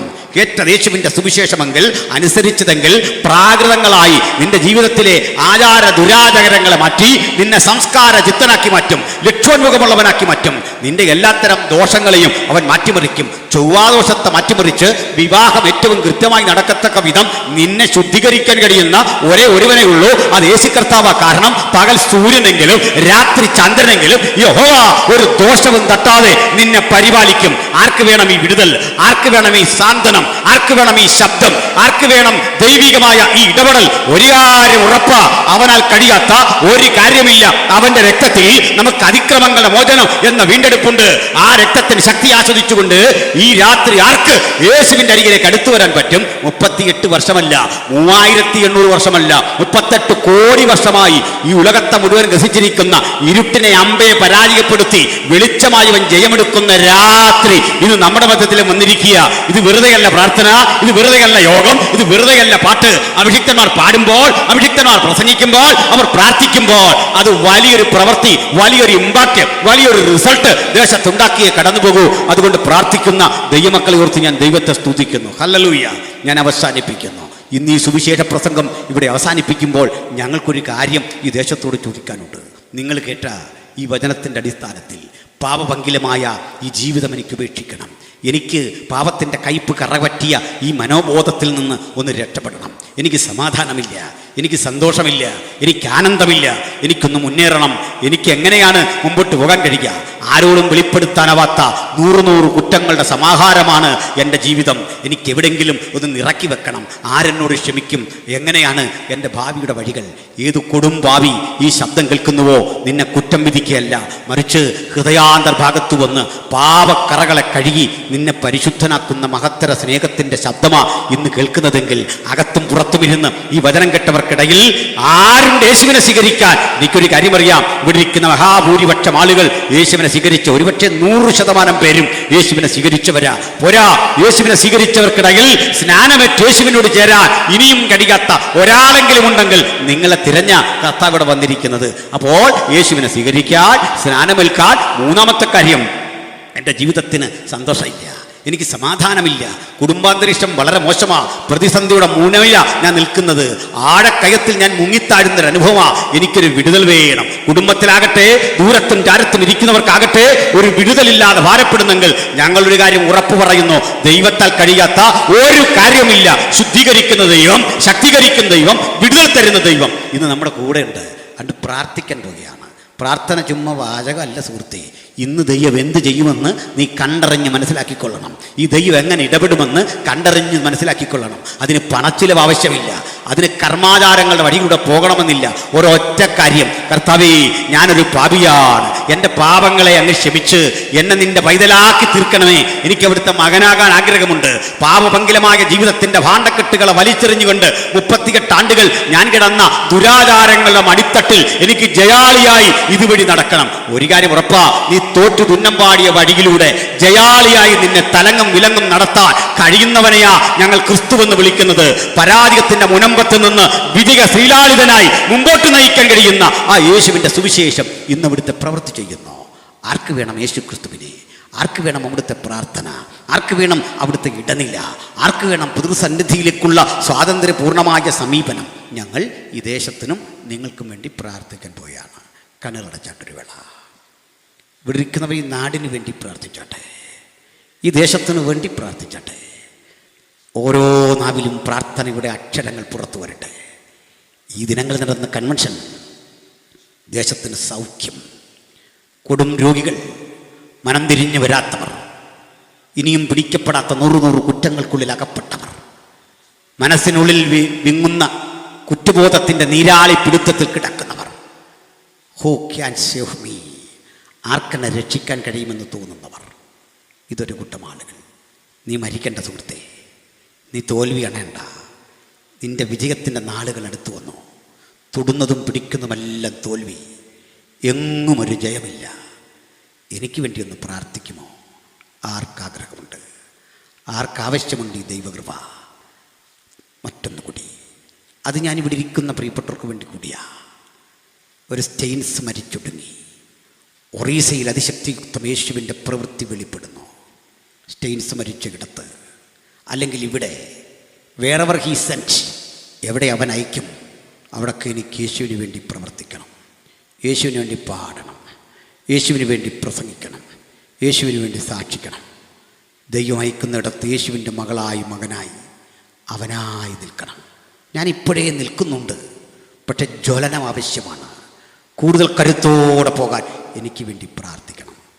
ഈ പറയപ്പെട്ട ഏതെങ്കിലും വിഷയങ്ങളിൽ പ്രാർത്ഥന ആവശ്യമുള്ളവർ, ആത്മാവ് ഹീമിക്കുന്നവർ, ഉള്ളിൻ്റെ ഉള്ളിൽ ആ പ്രേരണ ഉള്ളവർ മാത്രം ഒന്ന് കരമുയർത്തിയാട്ടെ. ഞങ്ങൾ നിങ്ങൾക്കായി പ്രാർത്ഥിക്കും. ഹൃദയാന്തർഭാഗത്ത് പ്രേരണയുള്ള ഒരു പ്രിയപ്പെട്ടവൾ കരമുയർത്തുന്നു. പ്രാർത്ഥന അപേക്ഷിച്ച് ചിലർ കരമുയർത്തുന്നു. ഒരു പിതാവ് കരമുയർത്തുന്നു. ദൂരത്ത് ഒരു സഹോദരൻ കരമുയർത്തുന്നു. പ്രിയപ്പെട്ട ചിലരും കരമുയർത്തിക്കൊണ്ടിരിക്കുന്നു. ആ കരം ലജ്ജാവഹമായ ഒരനുഭവത്തിലല്ല, ഈ സമൂഹമധ്യേ ഒരാത്മസമർപ്പണത്തിൻ്റെ. ആ സമർപ്പണം എന്തെന്ന് എനിക്കറിയില്ല, പക്ഷേ അറിയുന്ന കർത്താവ് ഇവിടെയുണ്ട്. കരങ്ങളെ താഴ്ത്തിയിടാം. പുതുതായി ആരുണ്ട്? ചിലർ കൂടി കരം കീർത്തുന്നത് കാണുന്നു. ആത്മപ്രേരണയുണ്ടെങ്കിൽ, ദൈവകൃപയുടെ ആസ്വാദനം നിങ്ങളുടെ മീതെ ഉണ്ടെങ്കിൽ അവർ മാത്രം. ഇനി ഞങ്ങൾ കാണാതെ ദൂരത്താരെങ്കിലും യേശുവിനെ അറിയാൻ ആഗ്രഹമുണ്ടോ? ഞങ്ങൾ കാണണ്ടെന്നേ, മറ്റാരും കാണണ്ട. നിങ്ങൾ കരമുയർത്തുകയല്ല, നിങ്ങളുടെ ഹൃദയത്തിലേക്ക് നിങ്ങളുടെ നെഞ്ചോട് ചേർത്ത കരം വെക്കണം. ഞാൻ പ്രാർത്ഥിക്കാൻ പോകുകയാണ്. ഇതുപോലെ നിങ്ങളുടെ ഭൗതിക ആത്മീയ ആവശ്യങ്ങൾക്ക് വേണ്ടി പ്രാർത്ഥിക്കുക. ഗ്രഹപ്പിഴ കൊണ്ട്, ചൊവ്വാദോഷം കൊണ്ട്, മറ്റേതെങ്കിലും തരത്തിലെ പ്രശ്നം കൊണ്ട് കുടുംബത്തിന് സമാധാനമില്ല, അല്ലെങ്കിൽ വിവാഹം നടക്കുന്നില്ല, നീ ജീവിതത്തിലൊരു ബാധ്യതയാ, അങ്ങനെ തോന്നുന്ന ആരെങ്കിലും ഉണ്ടോ? ചെയ്യുന്നതും പിടിക്കുന്നതുമെല്ലാം പരാജയമാ, ബിസിനസ് പരാജയമാ, എല്ലാ ഏർപ്പാടുകളും തോൽവിയാ, എനിക്കൊന്ന് ജയിക്കണം. ആർക്കാഗ്രഹമുണ്ട്? ഞാൻ പ്രാർത്ഥിക്കാൻ പോകുക. അതിൽ ലജ്ജ വേണ്ട. പ്രവർത്തിക്കുന്നൊരു യേശു നമ്മുടെ മധ്യത്തിൽ. ഞാൻ പ്രാർത്ഥിക്കുന്നൊരു വാക്കിൽ, പരിശുദ്ധനെ, ഇന്ന് കേട്ട വചനത്തിനായി സ്തോത്രം. 38 ആണ്ടുകൾ ഒരുവനെ കുരുക്കിക്കളഞ്ഞ ബെഥേസ്ത എന്ന ചിന്തയുടെ അടിത്തറയില്ലാത്ത പ്രചാരങ്ങൾ, അതിനെ മുഴുവൻ അപ്രസക്തമാക്കിക്കൊണ്ട് നസ്രായൻ ഇടപെട്ട് അവന് സൗഖ്യം കൊടുത്തതുപോലെ ഇന്ന് സമർപ്പണം ചെയ്ത ആളുകൾ വീടുകളിലോ പരിസരത്തോ ഇവിടെയോ ഉണ്ടെങ്കിൽ നീ അവരെ തൊട്ടനുഗ്രഹിക്കേണ്ടതിന്, അവരുടെ ആവശ്യകതകളിൽ കൂടെ ഇരിക്കേണ്ടതിന് ഞങ്ങളവരെ അനുഗ്രഹിച്ച് പ്രാർത്ഥിക്കുന്നു. രോഗികൾ സൗഖ്യമാകട്ടെ, പാപികൾക്ക് മനസ്സാന്തരം വരട്ടെ, കർത്തൃവേല ചെയ്യാൻ സമർപ്പണം ചെയ്തവർക്ക് പ്രചോദനം വരട്ടെ. കർത്തൃസവിധത്തിലേക്ക് സകലതും ഏൽപ്പിക്കുന്നു. പ്രാർത്ഥന കേട്ടതിനായി സ്തോത്രം. യേശു ക്രിസ്തുവിന് വിലയേറിയ നാമത്തിൽ തന്നെ ആമേൻ. എല്ലാവർക്കും ഒരിക്കൽ കൂടി വന്ദനം. കർത്താവ് അനുഗ്രഹിക്കട്ടെ. നല്ല നിലയിലാണ് ഈ സഹോദരൻ ഈ സൗണ്ടൊക്കെ ചെയ്തു തന്നത് പ്രത്യേകിച്ചുള്ള നന്ദി. ദൈവം ആ മകനെ അനുഗ്രഹിക്കട്ടെ. ദൈവത്തിൻ്റെ കാരുണ്യം എല്ലാവരും കൂടെ ഇരിക്കട്ടെ. Thank you.